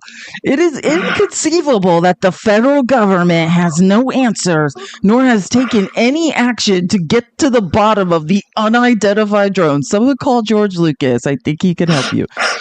The fecklessness of this administration was on display last year when a Chinese surveillance balloon was allowed to fly over the entire continental United States before being shot down. Such should be viewed as a threat to our nation and citizens, and action is long overdue. We have recourses and assets in our arsenal to get answers about a Star Wars movie. But I suppose Ukraine is more important to the White House. January 20th can't come soon enough. And this is what it said. It said, breaking news, crashed drone in Orange Beach retrieved from water and taken to undisclosed location for further investigation. And people, Republicans had to be like, "Hey, Peepaw's phone. This is horrible." I would be David, so embarrassed. Are you defending Doug Mastriano, thinking a Star Wars thing is a drone that landed off the coast of Florida? Is that what you're doing in the comments? That's one step closer to being blocked, Dale. And this, I love Decoding Fox News. If you don't follow Decoding Fox News, like one of the best professors in journalism wrote a grant to get her funded to start what she does, and she's amazing.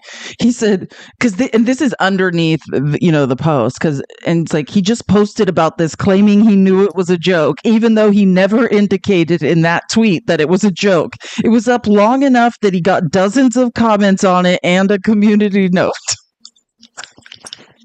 Oh, I can't. Yeah, the best podcast. Watch Decoding Fox News. Listen. Sorry, not watch. But absolutely amazing. These people are out of their minds. And this is going to... Pickles, you're going to die. And I'll show you guys the report. This is going to be so great for debates. Oh, my God. Oh, yeah, because this is what happens when data science comes to smack Trump in the face. Oh, don't worry. There's been a report released on what the mass deportation is going to do to our country. And shocker, we were right. Here comes the recession. Oh, it's worse than the recession. I didn't even know this stuff, but I'm just going to give you guys some highlights. So American Immigration Council estimated that if the U.S. deported 1 million people each year until the country no longer had an undocumented population, it could lead to a 4.2% to 6.8% loss in GDP. To put this in context, the economy shrank by 4.3% during the Great Recession. Are you getting the picture here of what's about to happen? Worse than the Great Depression. This is the good news. I just want you guys to know. This is the good news. I love if you don't know what the Peterson Institute is for economics, which I'm sure no one in MAGA does, because they're not learned folk. But I love the Peterson Institute for international economics. These people are firing on all cylinders. And they did an analysis, showed even grimmer economic consequences after analyzing how the deportation of 8.3 million undocumented immigrants, mind you, the real estimate, Trump says 21 million. The real estimate is like 13. But 8.3 million undocumented immigrants would impact the U.S. economy. The think tank found that the GDP would be 7.4% lower by 2028. That's almost double the Great Depression. Or is it double? Almost. Love it. Bigotry is expensive. I know racism it's really costly because people don't like brown and black people. Our economy is going to crash because we've got some people who are insecure and don't like people with melanin. This quote from the report: this 7.4% reduction in GDP over 4 years would likely mean that the U.S. economy would not grow at all during President Trump's second term, the report says. Huh. Although undocumented immigrants only make up about 4.4% and 5.4% of the overall labor force, they have enormous roles in certain industries: construction, agriculture, healthcare, and hospitality. Trump's proposed mass deportations would remove up to 1.5 million workers from the construction industry, 225,000 from agriculture, 1 million from hospitality, 870,000 from manufacturing, 461,000 from transportation and warehousing. What could go wrong with this, you guys? Oh, I'll tell you what. Sit down if you're not sitting down. These labor shortages could also lead to increased costs across the board. Deporting 1.3 million immigrants, just 1.3 million, would raise prices by 1.5%. Prices. We're not talking about our GDP crashing our output. We're talking about now what we're paying at the cash register. Could raise prices by 1.5% by 2028, while deporting 8.3 million immigrants would raise prices by 9.1%. And I don't know why they keep saying 8.3, like you said. For MAGA. Yeah, and like the last statistic of undocumented migrants that we had was in 2022. It takes like a few years for them to get these numbers, but the last one we were at 10.9 million. So it's even more, and it's even more. So like we're probably like 11 point something, like you said. It's even more than that. If it's not 8.3 million and it's 11 million, we're talking about a bigger percentage. Understand? We're talking about crashing our own GDP. That's our output, gross domestic product, like what we're producing. And then we're talking about raising prices. At just deporting 8.3 million people, prices will raise by 9.1% while we're in a recession. By taking undocumented immigrants out of the equation, the U.S. is also losing a group of consumers. So do you understand that? They're explaining to you now why prices will go up.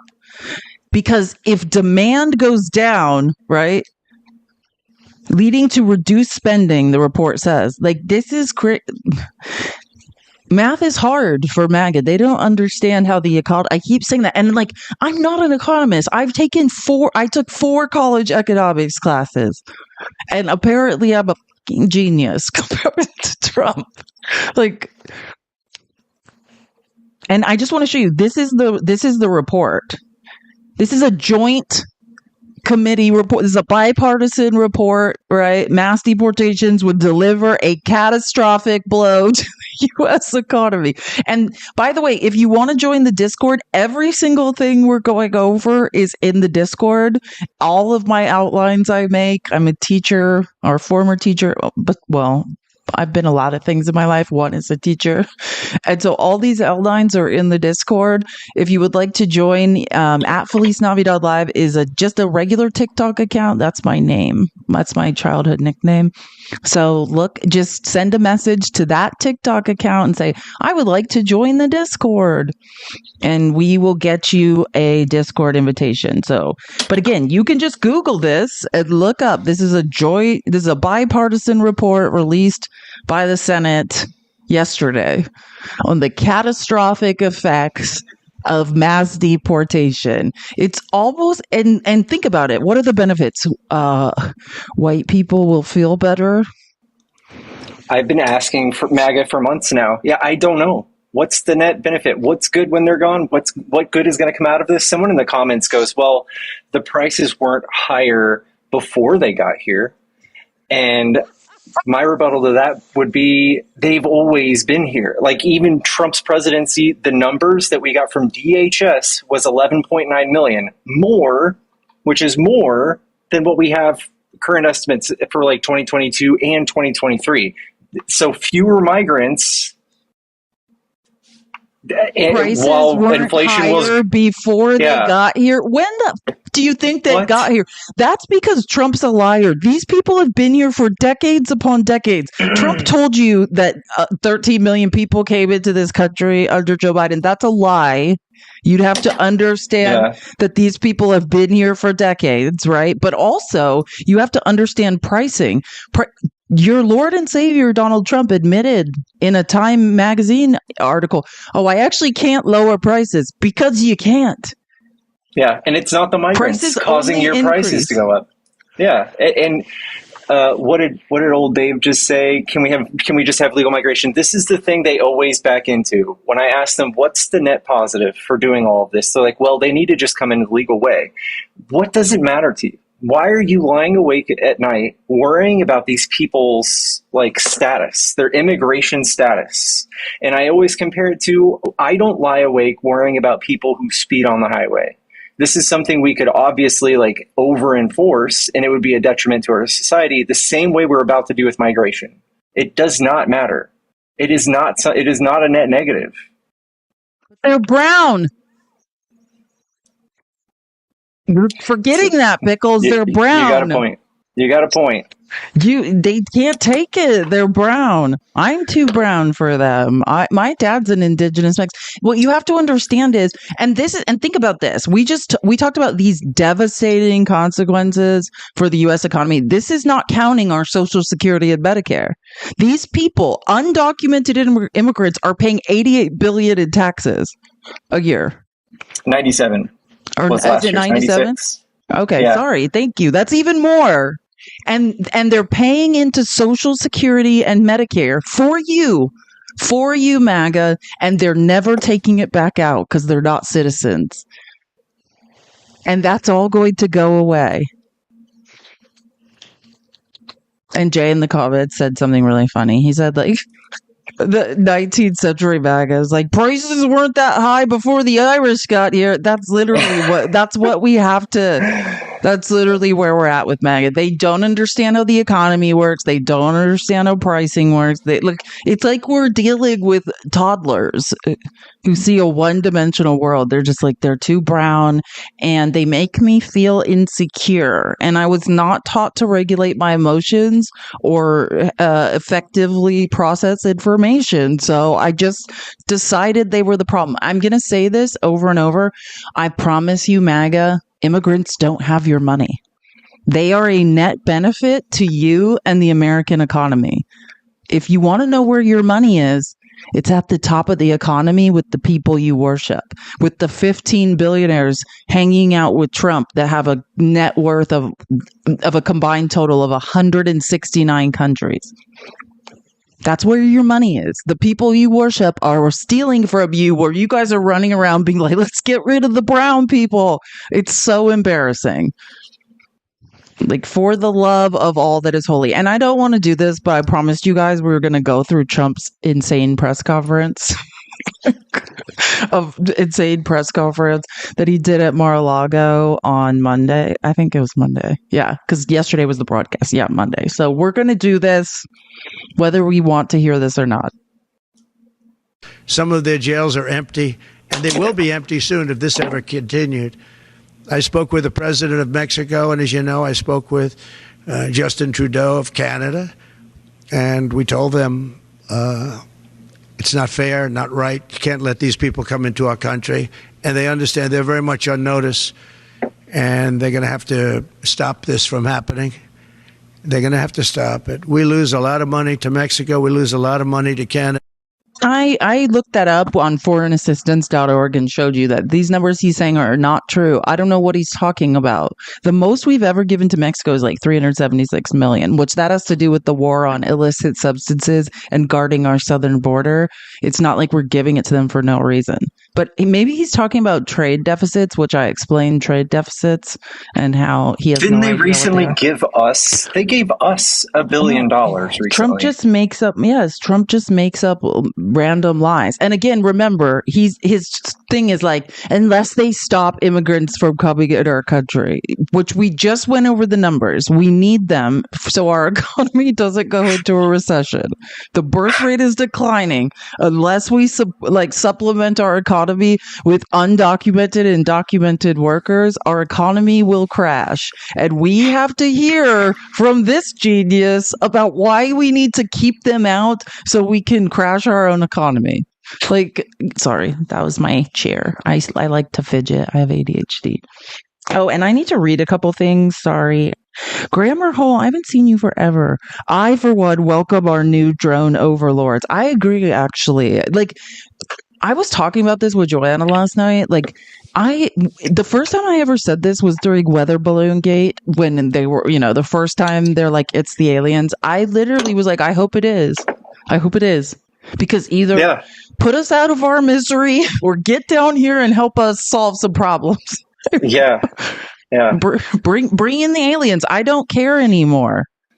Yeah, replace our government with AI. Get these. Oh, we'd be so much better off. Are you kidding me?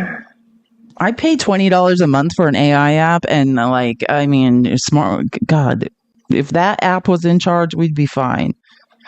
And Deb says, before I send, is this you? Yes, it's me, Deb.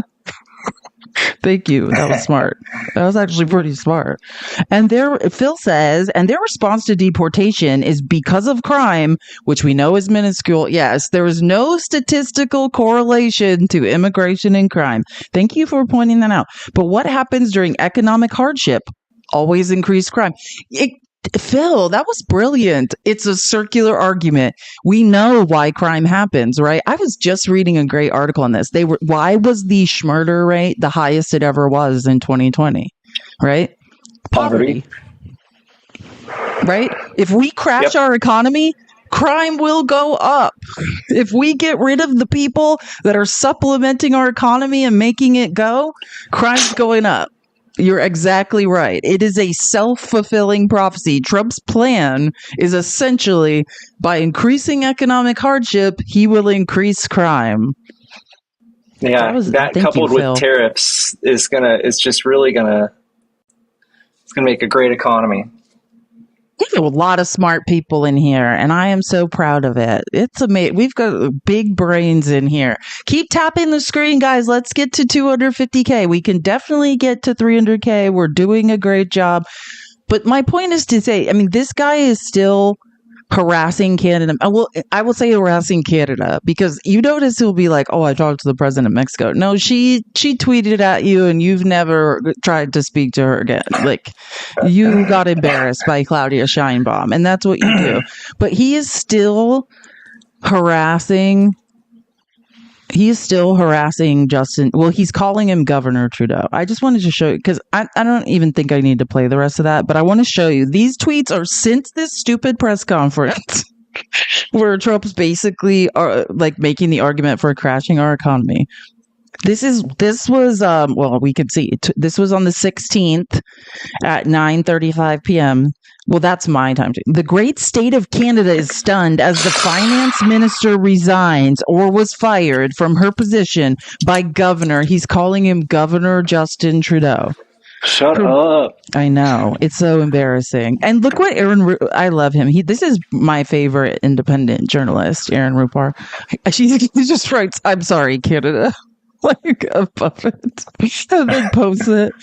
And not at all conducive to making deals which are good for the unhappy citizens of Canada. She will not be missed. And Trump really doesn't like economists because, they know that he's not right about anything. And this is my time I screwed. He did this at 3 a.m. last night. $100 million? You tell me. This is him at 3 in the GD morning. No one can answer why we subsidize Canada to the tune of over 100 billion or 100 billion. We don't.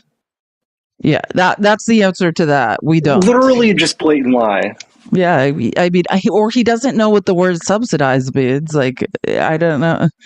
Makes no sense. Many Canadians want Canada to become the 51st state. They would save massively on taxes and military production. It's like we're in a nightmare. I think it's a great idea. This is him at 3:23 in the morning today. How embarrassing for America. We are in the bad place. We are the bad place. Let's move on. Let's see what Trump has to say next. Like out of nowhere came the China virus. Out of nowhere came other things we don't want to have. You know, when I left, we had no wars. We had no problems. The Middle East was good. We did the Abraham Accords. We did things that nobody thought were even possible. But think of it. I negotiated a peace deal, but didn't include the people that were involved in the peace deal. And then I released a press release saying that I did something that I actually didn't do. And if I had included them, maybe we wouldn't be in the situation we're in now. If you negotiated a peace deal between Israel and Palestine, why is this happening, genius? Like, it's almost like he's talking to people that can't think. Oh, he is. This isn't for people like us. This is for non-thinking folks. Oh, there were no new wars. That's why you were carpet bombing Syria, which was a proxy war with Russia. Is that what you mean? The no new wars there? That's what was going on? I'm sure when you were droning people's homes, those children were like, this isn't a war. There's no new wars. It's nice to be a content creator. Sorry, I didn't. It's nice to be a content creator with somebody who just gives us free content all day. I was going to say, this is the gift. I mean, I would take this. I don't want this gift, but it is a gift. Yeah. I could do lives if I had the time to make these outlines. Unfortunately, the real time is like making the outlines. But if I could be live 24 hours a day showing ridiculous things that he's saying. You know what I mean? Truly, we could. Yeah. We could just be 24 hours a day, Trump's saying weird things again. You didn't have Russia going into Ukraine. They wouldn't have done it. They weren't even thinking about it. When they were, because they were going into Ukraine. It's almost like we're in revisionist history. Tell that to the Donbass. Tell that to Crimea. The Donbass region. Yeah, tell that to the Donbass, who was being invaded. Your presidency. Like, it's almost like if he just keeps making things up, it'll be true. Like, oh, it is to MAGA. I forgot. If I hear one more MAGA say no new wars, I'm so embarrassed for them. What happened in Afghanistan, I think they gave them an idea, but they wouldn't have done it. They would have never gone. President Putin would have never gone in. And now you look at all those people are dead. All those cities are destroyed. You know, it's nice to say they want their land back, but the cities are largely destroyed. They've left Kiev because probably maybe they want to use it or occupy it, but they haven't done it. They've done a lot of damage, but relatively compared to the other cities, very little. Have you ever noticed that Trump's like the way the psychology, which by the way is just like my mom, right? Like, just like I said, I was raised by a malignant narcissist. So that's why I find everything Trump says funny, because this is the psychology I was raised under. Like, why did you make me hit you, Felice? You know what? Like, yeah. Be a 2-year-old and someone's like, hey, you should really stop making me hit you. And it's like, what? Like, I'm 2. I was just sitting here and you hit me on the back of the head. Like, what are you talking about? It's like, he's like, hey, you guys, you know, Ukraine might want their freedom, but like, hey, they're dying and that's their fault and they should just give up, you know? Let's not blame the aggressor in any situation.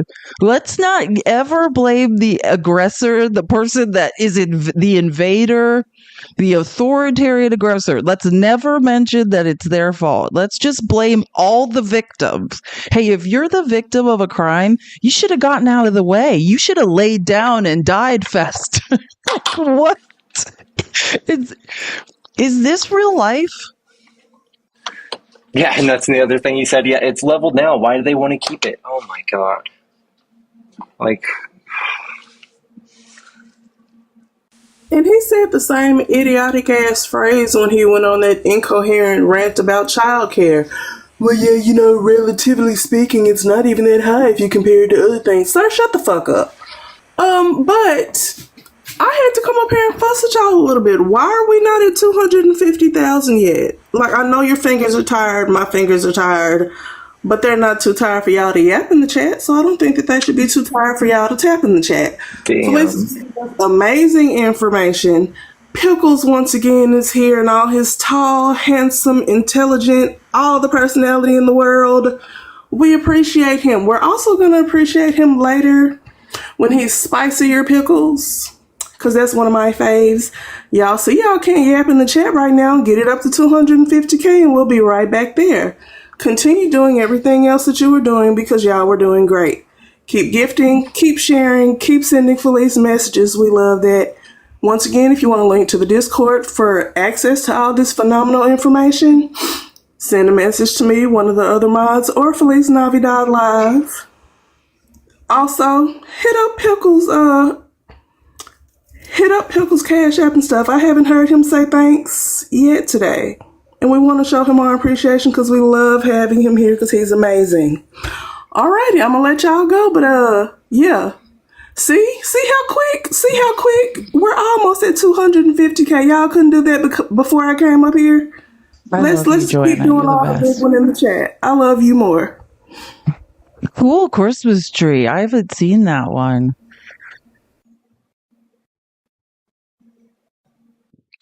Oh, she's gone. I was like, is it over? Oh, yeah. Okay, let's move on. Can you tell us what you said to Prime Minister Netanyahu in your call on Saturday? Yeah. And have you spoken to President Putin since your...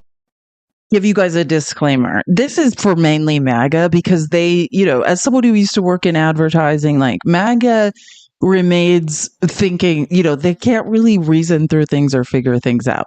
You remember how, like, during the whole election, we had to hear, why doesn't Kamala Harris do any interviews? Trump always does interviews. He always takes questions. He does press conferences. These are planned questions. There is not one real reporter at this press conference. Every single question has been pre-approved and he knows it's coming. These are not real press conferences. If you ask Trump a real question, you are banned from his press conferences.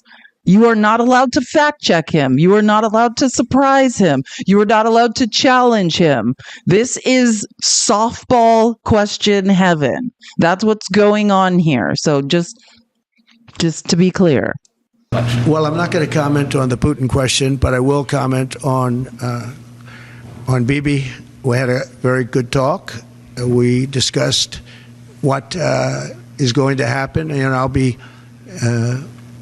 very available on January 20th, and we'll see. As you know, I gave warning that if these hostages aren't back home by that date, all hell's going to break out, and very strong. But we. Ooh, yeah. While Biden's negotiating the release of hostages and Hamas is like backed into a corner, now Trump's trying to take credit for something. Cool story. Yeah, and I said this a while back. Like he said something he tweeted something like to the same effect. So it's like anything that happens that's positive in the Middle East is now Trump's going to claim credit for it. Cool. Absolutely. And think about it. Yeah. If the Abraham Accords were real, then this never would have been. Yeah. Right, Trump? If you're such a great negotiator and everyone had agreed to peace in the Middle East, then what the happened on October 7th? I wish I didn't have a brain. You know what I mean? I wish I could. I wish somebody. I need a lobotomy. So that's what we need on the left. The problem is our brains are working too good. Someone needs to drill a hole through my frontal lobe so I can't think anymore, and I could just be like MAGA, be comfortably numb. Yes, ignorance is bliss, and that's where I need to move towards that. At least provide us with medication so we can't think anymore. Like A Brave New World. I know MAGA, you don't read, but check out A Brave New World. In that that authoritarian society, they at least give people soma so they can just stop thinking. Whenever people start questioning what the F is going on, then they give them somas. Like, bring in the prescriptions if you want me to stop pointing out that nothing you're saying is making any sense. Oh, and I didn't get to this at the beginning, so we may as well talk about it now before we hear Trump try to take credit for it. But I'm sure you guys all saw, and I don't want to say I told you so, but I told everyone so. Did I not say on Monday on Facts and Felice? That's like, and you too, Pickles, you guys have been behind the scenes. Well, that's probably because Pickles is going to be destitute, but they were like, oh, TikTok's going to get banned. And I was like, no, the Supreme Court's going to take the case. And they're like, in Facts on Monday was like, they only take 1% of cases. I was like, this is 1%. This is the case that they'll take. The Supreme Court, and I'm not talking about the minority, right? I'm not talking about the liberal justices, but this is the Roberts Court, right? This is a conservative court. The legacy of the Roberts Court is two things, right? And it's the same reason he was installed there. Number one, corporations, right? This is the logic that the court operates under. Corporations are made up of people, and people in America have rights. And I actually am despising that because they use that to allow corporations to pollute and things like that. But in this one case, TikTok is made up of hundreds of millions of U.S. citizens who have rights, the right to free speech. And if they were ever going to use that stupid theory for something good, now would be the time, right? And so, I mean, and I don't know if you guys saw, like, not only did the Supreme Court agree to take the case, but they didn't stay the rule. So they're probably going to hear this before January 20th. Like, they're going to hear this before Trump can even take credit for it. Because this is the legacy of John Roberts. He'll protect corporations and he will protect rich people. He just won't protect like, he's not protecting us. That's what you need to know. This isn't about us. This is about people with money. This is about shareholders and very rich people who have interests, right? We will just indirectly benefit. Yeah, they're going to wrap this. I mean, this is John Roberts. This is right in John Roberts' wheelhouse. The other thing, the reason that he was appointed in the first place is because his belief in executive power. He believes in kings, not presidents, right? And you saw that with his immunity ruling. That's why they liked him. That's why the Republicans put him where he was, to protect corporations and protect the executive branch. And he's doing just that. So anyways, this is the question they asked Trump, like, next month? Who? How do you plan to stop the ban on TikTok next month? We'll take a look at TikTok. You know, I have a warm spot in my heart for TikTok because I won youth by 34 points.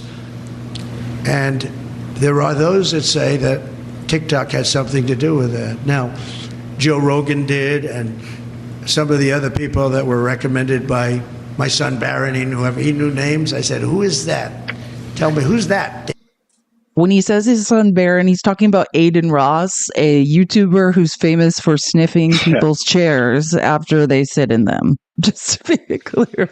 Aiden is remarkably dumb. I hate, Aiden is, I'm sorry I said hate, but yeah, Aiden's very red-pilled, very clueless, has no idea. And he met Trump. He was the one who met Trump and gave him a watch. And a Cybertruck that was wrapped. And had to take it back. Yeah. Oh, yeah, because that's a campaign finance violation, by the way.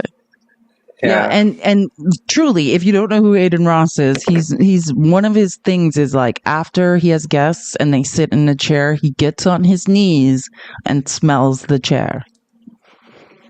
But I'm not saying that's a bad move. I actually think Trump going on there and speaking to the red pill, 19-year-olds of America probably worked. Anyways, but Trump's like very coy and he's like, oh, I like TikTok. Maybe I'll save it. But it looks like Roberts wants this one, credit for this one. Like, this is like Roberts' legacy. If he doesn't take the credit for this, I don't know. You know what I mean? This is what he was put there to do, is protect a corporation. Can I ask, just clearly, do you believe there's a connection between vaccines and autism? Do you believe there's a link? Well, I don't look right now. You have some very brilliant people looking at it. I had dinner the other night with the head of Pfizer, the head of Eli Lilly, and RFK, as you know, and Oz. And we had, and other people within the administration that are involved in the medical. And we're looking to find out, if you look. It's already been found out. We don't need to find anything out. There's plenty of studies on it. There's another one that just came out recently. There was no correlation between autism and vaccines. Like, please stop. It just gets worse too. Like, I don't know if you guys saw this press conference. It just got worse. Can I follow up on Robert Kennedy? He's on the Hill today. He's meeting with senators. What do you say to people who are worried that his views on vaccines will translate into policies that will make their kids less safe? No, I think he's going to be much less radical than you would think. I think he's got a very open mind, or I wouldn't have put him there. He's going to be very much less radical. But there are problems. I mean, we don't do as well as a lot of other nations, and those nations use nothing. And we're going to find out what those problems are. And another thing. Can I get your... To that point, I think this is where, I just have to show you something. And I had to take a break from legacy media, but if you guys don't know who Lawrence O'Donnell is, if there is one older journalist that you support and follow, Lawrence O'Donnell is a mother effing genius, okay? And he's on pretty late on MSNBC, but this is a man that has worked for since the Nixon administration, has been covering the White House. This man is a genius. And turns out he went to college with RFK Jr. and went on a giant rant. And I just need to say, if now more than ever, I'm going to need you to tap the screen, talk about TikTok Shop and how much we love them in the comments. This is for educational purposes only. This is a man who's worked for covered every White House administration to Nixon, and he's just reporting on the facts. Nothing he's saying is untrue. Now, when asked about the polio vaccine in Senate hallways, Robert Kennedy Jr. says this. Mr. Kennedy, what's your position on the polio vaccine? Do you mind repeating what you said previously about the polio vaccine? Do you support it? Yeah, I support it. Here is what Robert Kennedy said about the polio vaccine last year. There's no vaccine that is, safe and effective. Those are big words. What about the polio? Can we talk about the polio? Well, here's the problem. Yes. Here's the problem. 98 million people who got that vaccine in my generation got it, and now you've had this explosion of soft tissue cancers in our generation that kill many, many, many, many, many more people than polio ever did. So if you say to me that the polio vaccine was This is the ramblings of a man who's out of his mind, and none of this is true, and it's for educational purposes only. Effective against polio, I'm going to say yes. But if you say to me, did it kill more people? Did it cause more deaths than avert? I would say I don't know, because we don't have the data on that.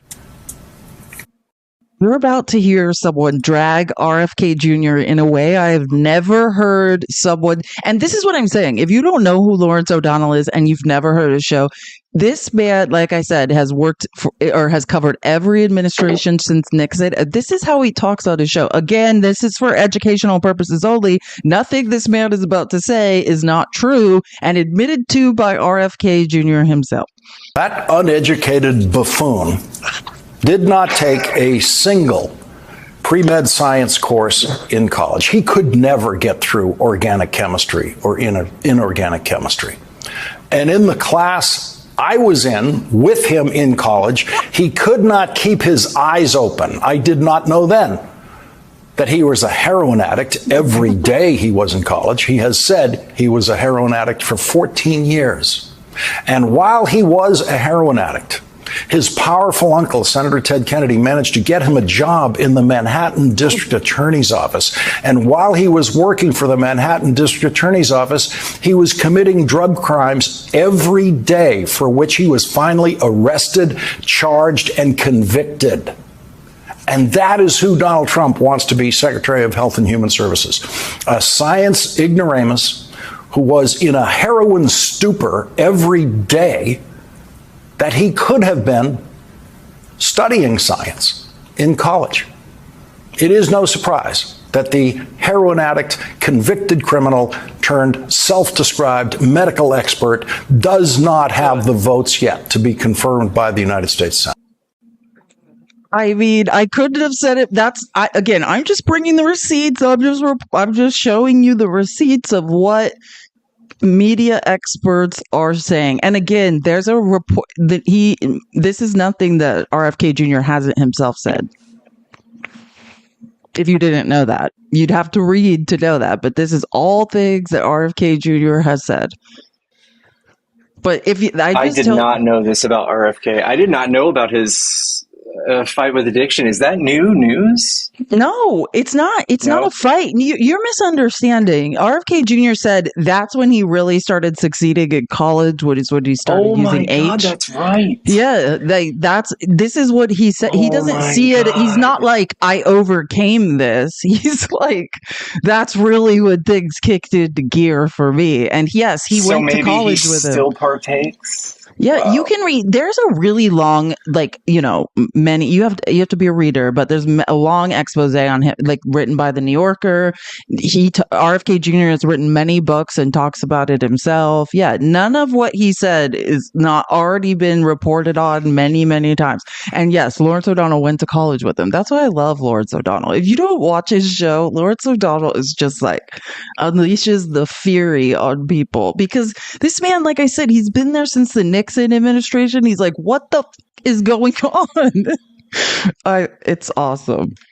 Never underestimate what Lawrence O'Donnell will absolutely say. Thanks to President Trump. What about the polio vaccine?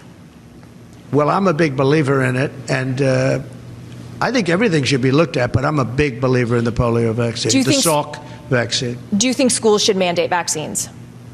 Do you think schools should mandate vaccines? I don't like mandates. I'm not a big mandate person. So, I was against mandates. Mostly Democrat governors did the mandates, and they did a very poor thing. It was, in retrospect, they made a big mistake having to do with the education of children. They lost like a year, 2 years of their lives. The mandate was a bad thing. I was against the mandate. So is that something? This man doesn't like the word mandate. He has every Republican repeating the word mandate over and over and over. Donald Trump has a mandate. Donald Trump has a mandate. Donald Trump has a mandate. I'm going to go over it tomorrow, but I did a deep dive into how little Trump won the election by. And I'm not talking about, if we look to the last 128 years or 129 years, Trump's won the election. Everybody has beat Trump in every stat of winning the election. He didn't even win 50% of the popular vote. But I mean, by every measurable statistic, either Obama or Biden has beaten him in his alleged mandate to win the election. And he's like, I don't like mandates. Well, you're demanding that you have one so you can consolidate power in the executive branch and divvy up a bunch of wealth between you and 15 billionaires.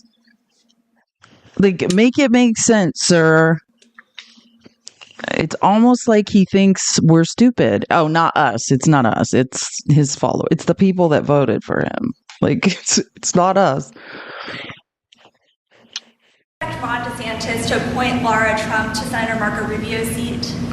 No, I don't. I probably don't, but I don't know. Ron's doing a good job. That's his choice. Nothing to do with me. Laura. Nothing to do with me. No, he's trying to say I don't know. I don't know if Ron DeSantis is going to give my nepotistic favor of appointing Laura Trump to senator. He's trying to play coy. It's unbelievable. I mean, she was incredible. The job she did at the RNC as chairman, along with Michael Whatley, the combination. But I can just speak for Laura. She is so highly respected by women. I mean, even her workout routines are through the roof. She lifts 150 pounds. I don't know how the hell she does it. She should be a senator. You guys, her workout routine. She does CrossFit. That's why Margarine's in Congress. It's because that's the requirement now. Hey, does anyone in this chat do CrossFit? You should be a United States senator. Am I in hell? This is literally what's going through his head when he's choosing these people. Like Matt Gaetz, he chose on a 2-hour plane ride. Hey, he's a good guy. He's a good, Rainey does he doesn't think CrossFit. I'm a Rainey, shitty you guy. should be a senator. You should be a senator. Sorry, I didn't mean to interrupt. Yeah. No, yeah, like this is where we're at. And you know what he says after this? After, for some reason, pointing out that, like, his argument that Lara Trump should be a senator is that she works out, which is creepy because he's like checking out his daughter-in-law. Is, I think, where we're going with this. But you know what he says next? If I remember correctly, he basically says, "Oh, she actually is not a good argument for not letting women in men's sports." That's what he says next, which I'm like, what the are you talking about? Listen to this. If I remember right, I'm pretty sure. It's like, are you okay?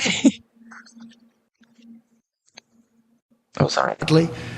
The combination, but I can just speak for Laura. She is so highly respected by women.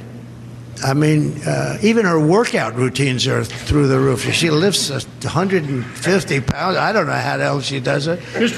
She's a bad example for men and women's sports because I wouldn't be able to beat her, I don't believe. I'd try like hell. But no, she's an incredible woman. And, it's funny. People oftentimes talk about nepotism. I never had, when I put her there, people said, how did you get her to do it? She could have run for the Senate in North Carolina. Ted Budd would be the first to say, and he wouldn't have run. Nobody would have run. And she just said, no, I want to really focus on my children. When the election... Ron DeSantis. No, maybe I didn't record. Wait, did he already say that? I don't know. Whatever. But yeah, at some point he does say that. But anyways, we're in hell. It's not nepotism. You know what I'm saying? The reverse psychology of a narcissist. Hey, it's definitely not nepotism. Do you know what the definition of nepotism is? It's putting your relatives in positions of power they aren't qualified for. I mean, that's the definition. Lara Trump, if you're influencing Ron DeSantis to appoint her as a United States Senator, she had no business being, you cleaned house at the RNC and installed your family member there. That is the definition of nepotism. Someone get this man a dictionary. She's denied jobs. She's so good, she's denied jobs before. Yeah, someone had a good one. Ambassador to France, cough. It's like, yeah, our ambassador to France is definitely not a man who got an SEX worker, set up his own sister's husband by entrapping him with an SES worker to dissuade his own sister and her husband from testifying against him in a federal trial. And then when that went tits up and he was discovered, admitted to it on record, and then was convicted, and then paid for a pardon, or was pardoned just because he's a family member, either or. No, actually, I think they were able to figure that one out. And then now is the ambassador to France, and that's your father-in-law. Or what? Wait, what is it when your daughter marries a guy and his dad? What is that to Trump? You know what I mean? I don't even know. I don't even know. Yeah, I'm going to look that up. I don't even know, but you know what I'm saying. Yeah, sorry, I'm talking about Charles. That's Jared Kushner's daddy. And that, if you didn't ever hear that stuff, everything said you could look up in federal court records. What a wonderful family the Kushners have. They fit right in with the Trumps. You know what I mean? Like they didn't even, that match made in heaven right there. He's like, oh, he's already entrapping people and setting them up with SEX workers. What other kind of work do you do? What else do you dabble in? Nothing weird here. You guys will fit right in with us. In-laws, exactly. Wait, I need to read something, I feel. I saw this and I didn't. Sorry. Deb says, thank you, not much, but you are the best. It is much, Deb. If only you knew how much that was to me. You are my hero. Oh my gosh. Breaking news, stocks plunge as... Yeah. Do you guys know that since Donald Trump rang the bell at the stock market, I think today is day 10, The stock market has been down. This is the 10th day in a row. And if you want to know why the stocks are plunging, so the Fed cut rates by a quarter. Thanks, Joe Biden, right? The Fed's cut interest rates by a quarter today. Jerome Powell, who this guy has been tormenting, right? Trump's like, Jerome Powell needs to quit. Jerome Powell's like, F you. Like, I'll quit when my term's over and you can't fire me, right? And now what Jerome Powell has done is effed Donald Trump. Jerome Powell, they cut interest rates by a quarter. Thanks, Joe Biden, for recovering our economy so well. And then the Fed forecasted that because inflation is stubborn and the stock market, and because people are worried about Trump's tariffs, the economy's not good. So they're forecasting 2 fewer rate cuts next year. That is why the stock market is plunging right now. Thanks, Trump. But it has been plunging day after day since Donald Trump rang that bell. I do feel like we should mention that. Like, this is real life. Pardoning Eric Adams?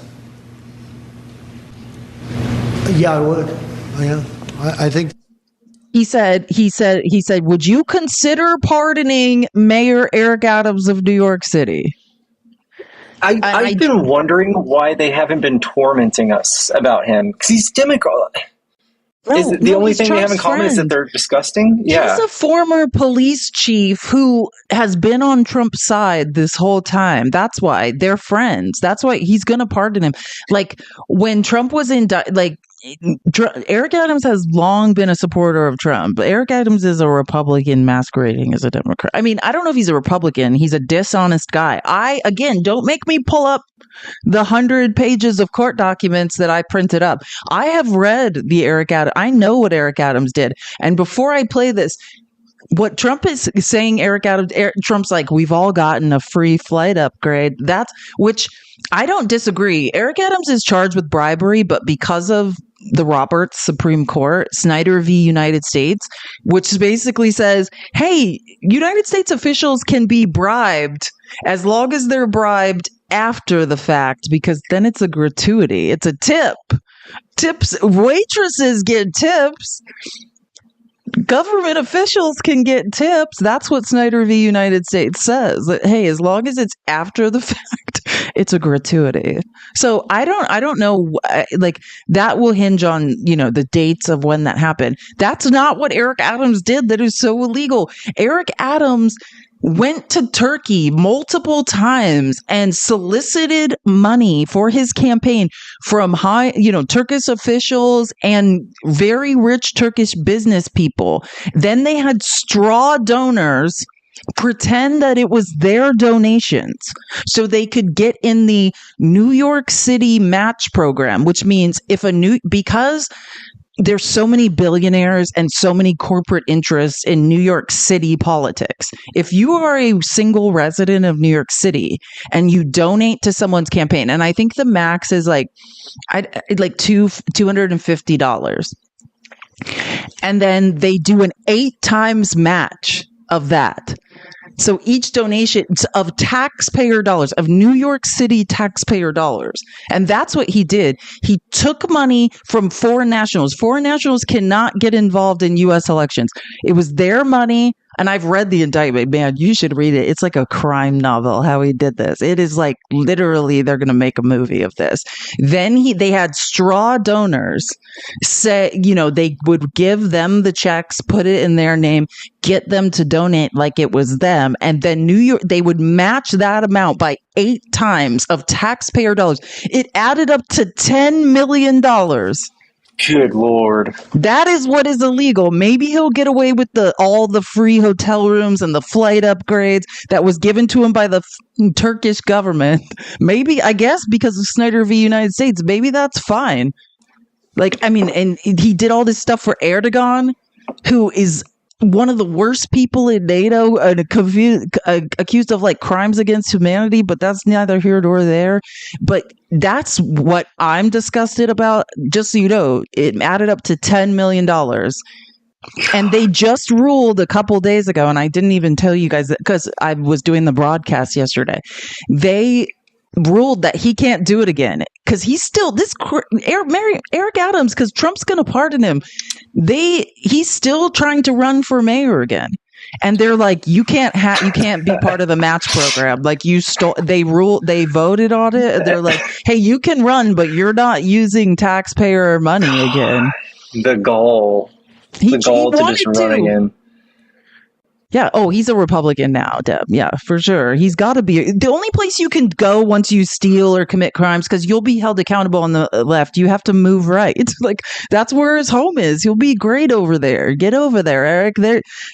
Trump's arms are open. Like, he's so ready for you. Now, listen to Trump's explanation of what Eric Adams did wrong. After I told you what is really egregious about what Eric Adams did, and this is, financial crimes. There's a paper trail. Now let's hear Trump explain why Eric Adams is being railroaded. That he was treated pretty unfairly. Now, I haven't seen the gravity of it all, but it seems, like being upgraded in an airplane many years ago.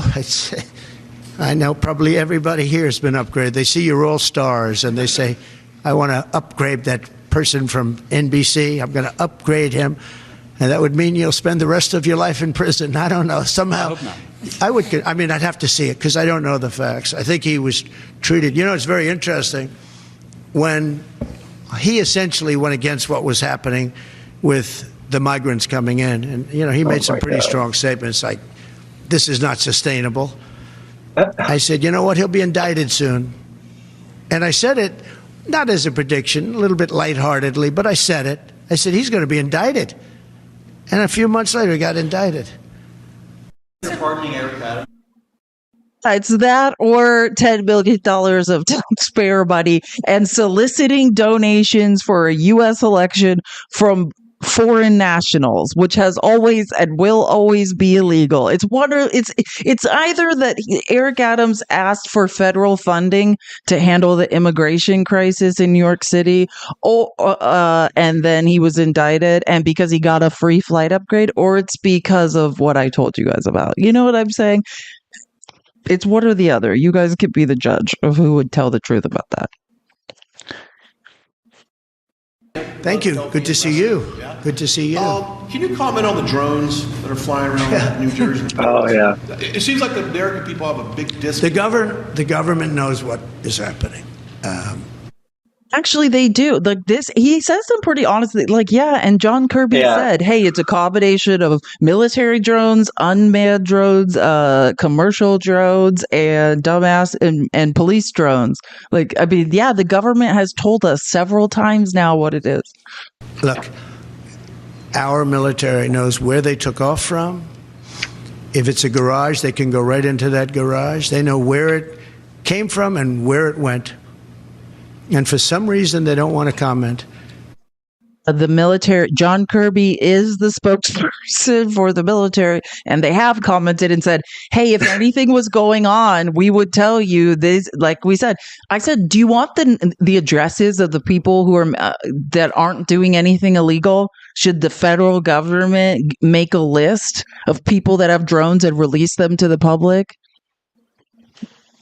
And I think they'd be better off saying what it is. Our military knows and our president knows. And for some reason, they want to keep people in suspense. I can't imagine it's the enemy, because if it was the enemy, they'd blast it out. Even if they were late, they'd blast it.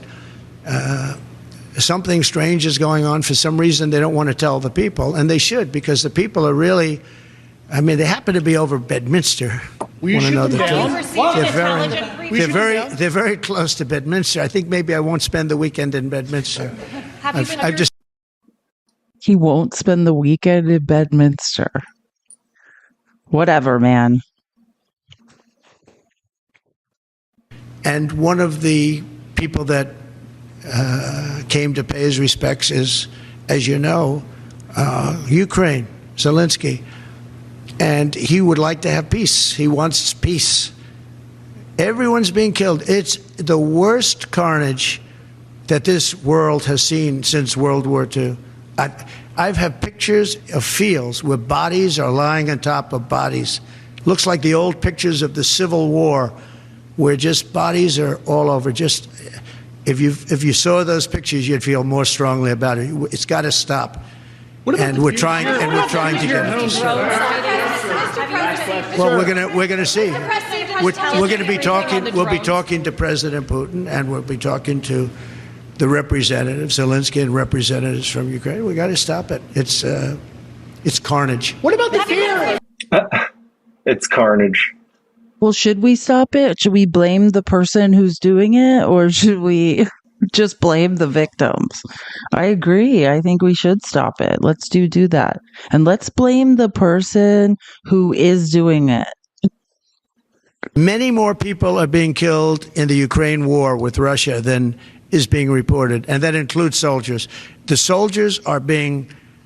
It's a carnage that we haven't seen since the Second World War. It's got to be stopped, and I'm doing my best to stop it. Yep. And Pete Hegseth gave up a lot. Oh my gosh, I can't wait to show you guys this clip I found. Or it's actually reporting from a publication, The New Republic. Listen, this is Trump at this press conference on Pete Hegseth. He's still backing him, and then more reporting came out after this. God, and it's so clear why we said the point is not to be qualified, right? It's to be unqualified, to have a record of treating women badly, to make Trump look innocent, surrounded by, and also to, the point's not to keep the government running, it's to tear it down. And Pete Hegseth gave up a lot because he was going big places in Fox, big places. A lot of Fox and Friends. He was going big places as one of 10 people on a morning show. Money. And he didn't even hesitate. When I said, do you want to do this? He said, absolutely. I said, if it doesn't work out, you'll never have the opportunity that you have right now in terms of the world of entertainment or business, whatever you want to call it. You'll never have that opportunity again. In fact, it could be just the opposite because it's nasty out there. He said, I don't care. I have to do it for my country. He gave up a tremendous amount. If this didn't work, it would be a tragedy. Because, but that's what he loves. He loves the military. I never talked to him about anything else. He'd talk about the military. He'd come. Okay, so he talks about the military. He's qualified. Yeah, he's totally cool. He's not. You guys, this is a person who was a platoon leader. Okay, and they were calling the current SecDef a DI hire. He's a 4-star general. So I just want to be clear. This is a guy who led a platoon. But listen, I guess Morning Joe is still doing some real reporting, but I just thought this was interesting. Listen to this. The New Republic outlines Hegseth's prediction that the military may have to mobilize. Let me just give you some background. This is why Trump wants him, right? When they talk about, if you read the January 6th indictment, the first one, the Jack Smith indictment, what Jeffrey Clark was talking about, Trump was trying to install Jeffrey Clark as Attorney General, and they were talking about raising the American military and turning it on American citizens, even though that's unconstitutional, right? Posse comitatus. And this is what Pete Hegseth wrote about in his book. He wasn't allowed at Biden's inauguration because of his Christian nationalist tattoos and things and comments he made in support of the J6 situation. This is why Trump chose him. Against U.S. citizens in a civil war. That comes from his 2020 book, American Crusade. In it, Hegseth writes, America will decline and die. A national divorce will ensue. Very patriotic. Outnumbered freedom lovers will fight back. The military and police, both bastions of freedom-loving patriots, will be forced to make a choice. It will not be good. Yes, there will be some form of civil war. In another section, Hegseth writes that our present moment is much like the 11th century. We do not want to fight, but like our fellow Christians 1,000 years ago, we must arm yourself, metaphorically, intellectually, physically. Our fight is not with guns yet. What? Did you hear? He's invoking the Crusades when Christians from Europe right, had to send soldiers to just go attack Muslims relentlessly, and they fought over like basically what is Constantinople, right? The Eastern Roman Empire, the Byzantine Empire. That's what we're talking about here. That's why Trump wants him. This guy is okay with turning the American military on U.S. citizens, which is unconstitutional. Even Rand Paul is like, that's been unconstitutional for 100 years. Like, we can't use the American military to deport immigrants. That's always been illegal. Even Rand Paul. If Rand Paul agrees, we're like in scary territory.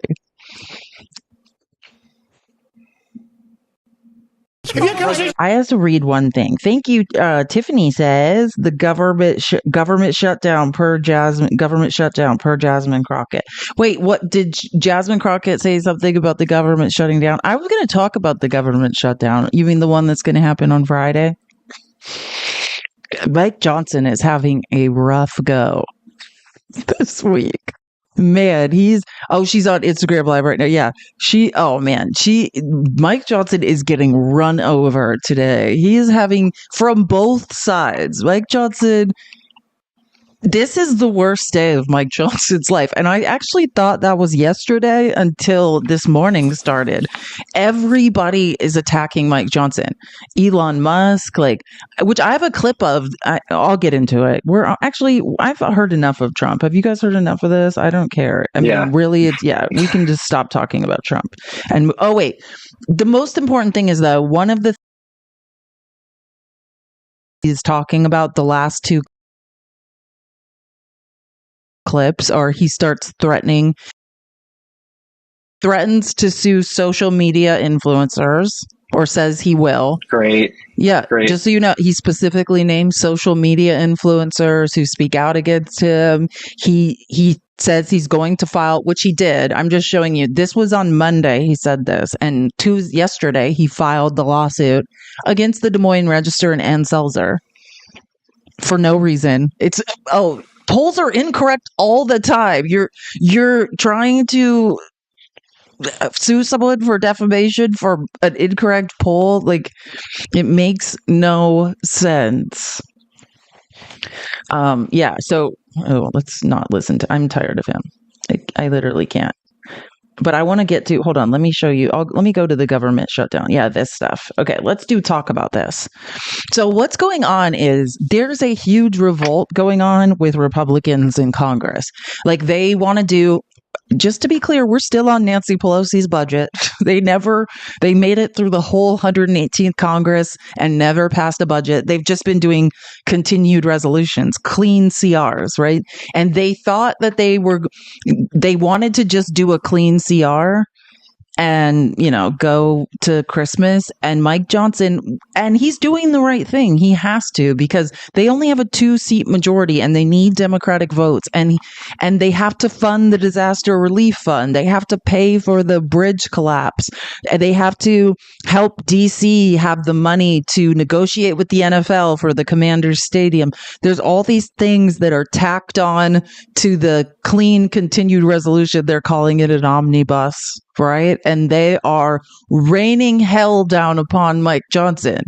They have been since 6 a.m. Eastern this morning. Well, it started last night, in fairness. They started, look, I was showing you, these are like people threatening him. And I was Ron Filipkowski was reporting just on the threats as they started yesterday. First it was, because Mike Johnson's terrified of his own conference, right? So he didn't want to release the CR because as soon as he did, they were going to start attacking.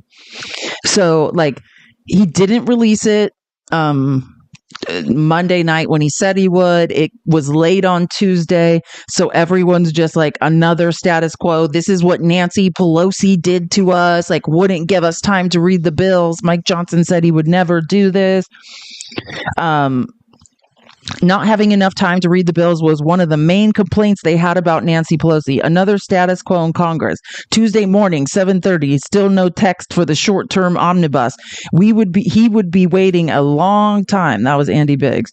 Burleson from Missouri. This is a total dumpster fire. I think it's garbage. I was frustrated before I came here. Now I'm more frustrated. I expected more from my Republican colleagues. I expected more from my speaker to be the conservative that I thought he was. Instead, we're going to push through a package that's going to add more to our debt. Nicole Malliotakis, who's one of the most annoying people in Congress. Truly.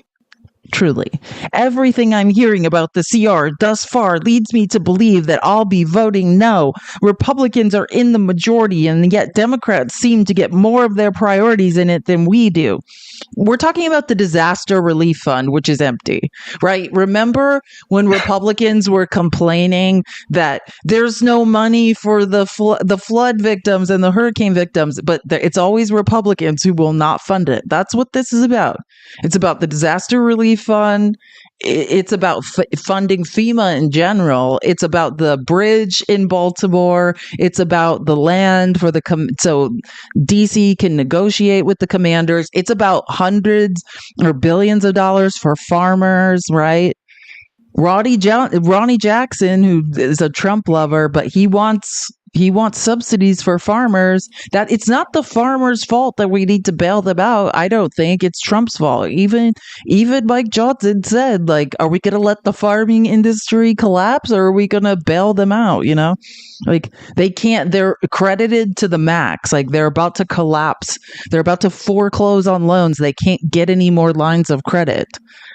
And think of Chrissy, one of my besties and mods for this show. You know, she was just saying another year without a COLA increase, which is a cost of living adjustment, right? Like it's when you get more in your salary for a cost of living adjustment, which we're not getting, right? I mean, the average American is not giving cost of living adjustments. They put a cost of living pay increase in the omnibus.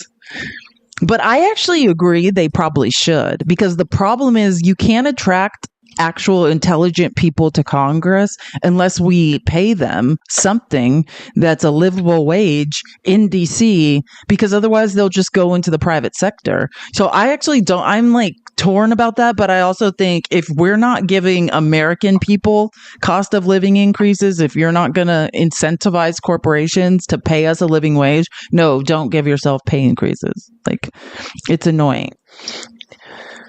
Yeah, okay, so let's go. More screaming. Tim Burchett. Where are the Republicans who have been talking about the Department of Government Efficiency for past few weeks? They love to talk about cutting spending. They just don't love when they actually have to do it. That's actually true. Republicans are all talk. This was a terrible night for taxpayers. We should be ashamed. Paul Gosar, who's awful. I'm off to the gym. Still no sign of the massive 1,500-page cramnibus. No one will have time to read this before voting. This is so then he releases it. He releases the bill. Anna Paulina Luna. Much to our horror, they have buried over $100 million in disaster relief funding in a massive CR. This is a sneaky mega omnibus in disguise. This should have been a standalone bill, but they chose to hold us hostage instead. Translation: Luna has to vote for whatever comes out, since a big chunk of that is going to her district, which was hit by a hurricane. So she has to go through this performance first. The oldest game in DC. She's from Florida. Okay, so you don't want anyone to have hurricane funding? Be quiet, Anna. But that's what's going on here. So that's what I assume. I'm obviously not watching Jasmine's live, but I assume that's what she's talking about, is there's a giant revolt. And let me show you how big of a revolt. And this is, even if it gets through the House, Rand Paul, which it's always Rand Paul, and Rand Paul is saying he's going to hold it up in the Senate. Like, no one's going to Christmas. She voted against, Anna Paulina Luna voted against the 2022 FEMA Oh yeah, relief she's a package regular. as well? Yeah, she does. And then she'll scream like, "Why isn't, like my district doesn't have any funding?" And then she votes all Republicans in those states where natural disasters hits vote against disaster relief funding. So yeah, that's what's basically going on. And then let me see if I can find this clip, because this will give you an idea of what a crisis this really is. Like, this morning, Mike Johnson goes on Fox and Friends, and they ambush him with a tweet that Elon Musk has just posted, which that's the richest man in the world is now making decisions on how people vote on bills in Congress. It's actually quite disgusting. But he basically says in a tweet, like, don't vote for that bill. And they're like, well, what do you have to say to this? And Mike Johnson's like literally shitting his pants on air. I can't believe this is real life, but it is. This is breaking news.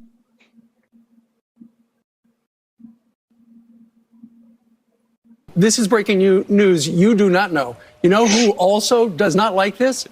Elon Musk, the world's richest man, just tweeted, this bill should not pass. The only way you're going to be able to pass it now, Mr. Speaker, is with Democrats. If you could, what's your message to Elon Musk? Well, I was communicating with Elon last night. Elon and Vivek and I are on a text chain together. And I was explaining to them the background of this. And Vivek and I talked last night about... Do you know how disturbing that is? That the richest man in the world and another guy who, has hundreds of millions of dollars are on a text chain controlling what happens in Congress. Great job, MAGA. But you guys were going to drain the swamp. Great job. Great job draining the swamp, guys. They were on a text chain together controlling this puppet strings of the Speaker of the House. But MAGA's draining the swamp. Their brilliant strategic thinking strikes again. Almost midnight. They got it. And he said, look, I get it. He said, we understand you're in an impossible position. Everybody knows that. Remember, guys, we still have just a razor-thin margin of Republicans. So any bill has to have Democrat votes. They understand the situation. They said, it's not directed to you, Mr. Speaker, but we don't like the spending. I said, guess what, fellas? I don't either. We got to get this done because here's the key. By doing this, we are clearing the decks and we are setting up for Trump to come in roaring back with the America First agenda. That's what we're going to run with gusto beginning January. Again, I just it's not that I don't think this is a song and dance. And I tell you guys all the time, I don't care what people are saying. I just see patterns. This happens every time. This happens every time before they go to Christmas break. The same thing happened last year. It happened the year before. It happened the year before that. Republicans who are allegedly about fiscal conserves, they have to say, I'm not voting for this. I'm not voting for this. I'm not voting for this. But then enough of them will vote for it. The government is not going to shut down unless it does. In which case, bye, that's the Republicans' fault. But this is the song and dance that always happens before it. And Elon Musk being involved is just making it more confusing. But this happens every single year without fail. That's why I'm kind of like, okay, whatever. And be mindful.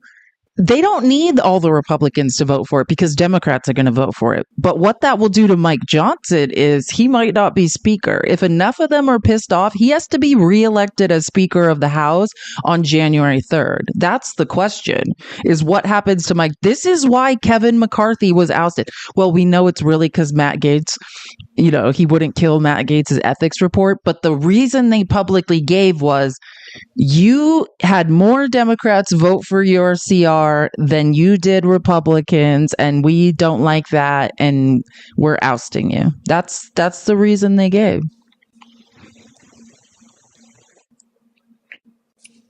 So that's what's going on. I'm sure we'll have another 14 rounds of voting for our next speaker. Yeah, and I wanted to just say something about this this incident, this mass tragedy that happened in Wisconsin. I don't know what you guys know, or if you guys have seen have you guys read this article and seen what it said? I suggest looking up this article or looking into it. And there's a part of it that talks about this article, right? And I mentioned, and again, I'm not going to put any of it up, but they have there's a manifesto that she may or may not have written. I don't know if they've confirmed it yet, but as a historical researcher, I know that either somebody that knows her really well, knows a lot of things about her, wrote that, because a lot of what is in it is what is now being reported by the media, right? That so far everything reported by the media matches that manifesto, which was released hours before the media was reporting anything, by the way. It was online. Yeah. I'm just saying, this is an It's wild. angry girl. It's like 5 pages typed, right? It's not that long. It's like a 5 or 10 minute read, and it's what you would expect from a 15-year-old, kind of, but like very neo-Yahtzee-ish, like you said. I didn't say that. You said it, but thanks for not making me say it. Neo-Yahtzee. Okay, well, well, I'll say what they do say in this, because that's what I'm saying. It's like coming out in bits, and reporters have probably read that, and they're trying to independently confirm what she's saying in that or what is being said in that manifesto. And there's other way they're combing through her social media and things and trying to confirm, like, is this how she felt, or and she says basically like, oh, how did I get, she says it in there, how did I get the pew pew, like I manipulated my dad. And then they went in this article, I would suggest reading this article, because all the stuff they found in court records about her home life, that's what she's saying in there, or whoever wrote it is saying, that she comes from a broken home, that her parents got married and divorced, and she was shuffled every couple days between back and forth, and they didn't give a shit about her, like that kind of stuff. And then but the weird, they found pictures of her at a sportsman's club, a pew pew range with her dad, right? And he's like posting it like, isn't this fun? And teaching her how to use a pew pew. And she has a shirt on, right? And one of the things that's said, and again, I'm not saying she wrote it or not, like, I don't know, but what she did, what is in that, one of the things that's in that writing is her praising the Columbine pew pewers who loved this German rock band. And in the picture her dad posted on the internet of them at the range is her wearing a shirt of that band. And that's what they're pointing out in this article. They're just saying, because you can tell the press is trying to independently confirm, and like all of the stuff about the broken home, they're using court records, they're pouring through pictures.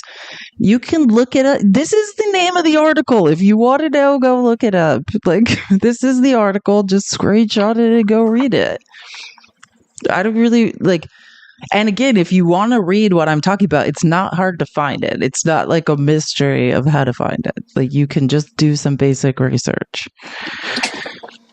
But yeah, so I mean, it seems like that's one of the things she does is like all these pew pewers, and like what Pickles was talking about. She seems to be a really big fan and has done a lot of research on that stuff. But again, I just want to say, and I'll say this a million times, that do you know how rare it is for a female pew pewer to exist? There's like, of the hundreds, there's like 9 in history. And yeah, and just to be clear, she's also one of the youngest. Like, her frontal lobe is not near developed. Like, children have no impulse control. That's why they cannot be tried as an adult. And what we know is she was suffering extreme trauma at home. Like, that's what exacerbates these incidents is extreme trauma, and then usually precipitated by like a really bad event that pushes you over the edge. And that is what we this is what it seems like she was suffering. So, I mean, whatever she's writing, whatever she's saying, to me, it's a lot of BS. If it is her, again, it's not being confirmed. But the second to last page is where she talks about her family. And that, to me, is the honest part of like, hey, my life's a shit show. You know what I mean? Like that's what I think the honest part is. You can act. There's a lot of ugly behavior in there. Though, and things she's saying, and may or may not be her, we don't know, but the press is clearly trying to independently confirm a lot of it. and they're getting as far as they can with it. But yeah, she's a young kid who was living in a nightmare. But that's what I said. And this article also talks about how, because residents were reporting like, hey, a SWAT team like with flashbangs were like busted into the house and like took the door off the hinges. And they're like, why would they do that? It's like, well, if they, and I've said this, I was a historical researcher. So like the weird thing to me is like several independent news outlets were reporting that they found in the home a locked Google document and then separately online, this was delivered hours before they knew things about who she was and things. This was all online, and an independent person had been contacted by someone else. And there's many ways to confirm who that person is, when they received this, how they received it. I'm just saying, like, there's many dots to connect. And as someone who was a researcher, it's much easier to disprove something's authenticity. Do you know what I'm saying? Just by the period that they're still like, we're looking into it. It's much, if it had no validity, either someone knew her, right? Like, because all of that stuff that's in there seems to match all of the stuff they can confirm through court records. That's all I'm saying. You know what I mean? Like, someone knew her, or and added some weird stuff to it, and some of it's real. I don't know, but I'm just saying. You can easily go see, and exactly, who said that? Miss Chandler Bing Bong, the subreddit, exactly. There's a lot of that on the internet, and it seems like maybe she was reading some of that. Yeah, but again, all of it's unconfirmed, and we do not know. And this is a child, one of the youngest children to do something like this, and who has no impulse control. So that's the reality of the situation. You guys, I think we can end it there. I'm a little bit tired today, and I think we have gone through so much information. I so appreciate you all. Pickles, any thoughts, feelings, comments, concerns? No, thank you so much for having me. Thank you guys so much for all the gifts. Look at all the gifts I got. Holy moly. Thank you guys so much.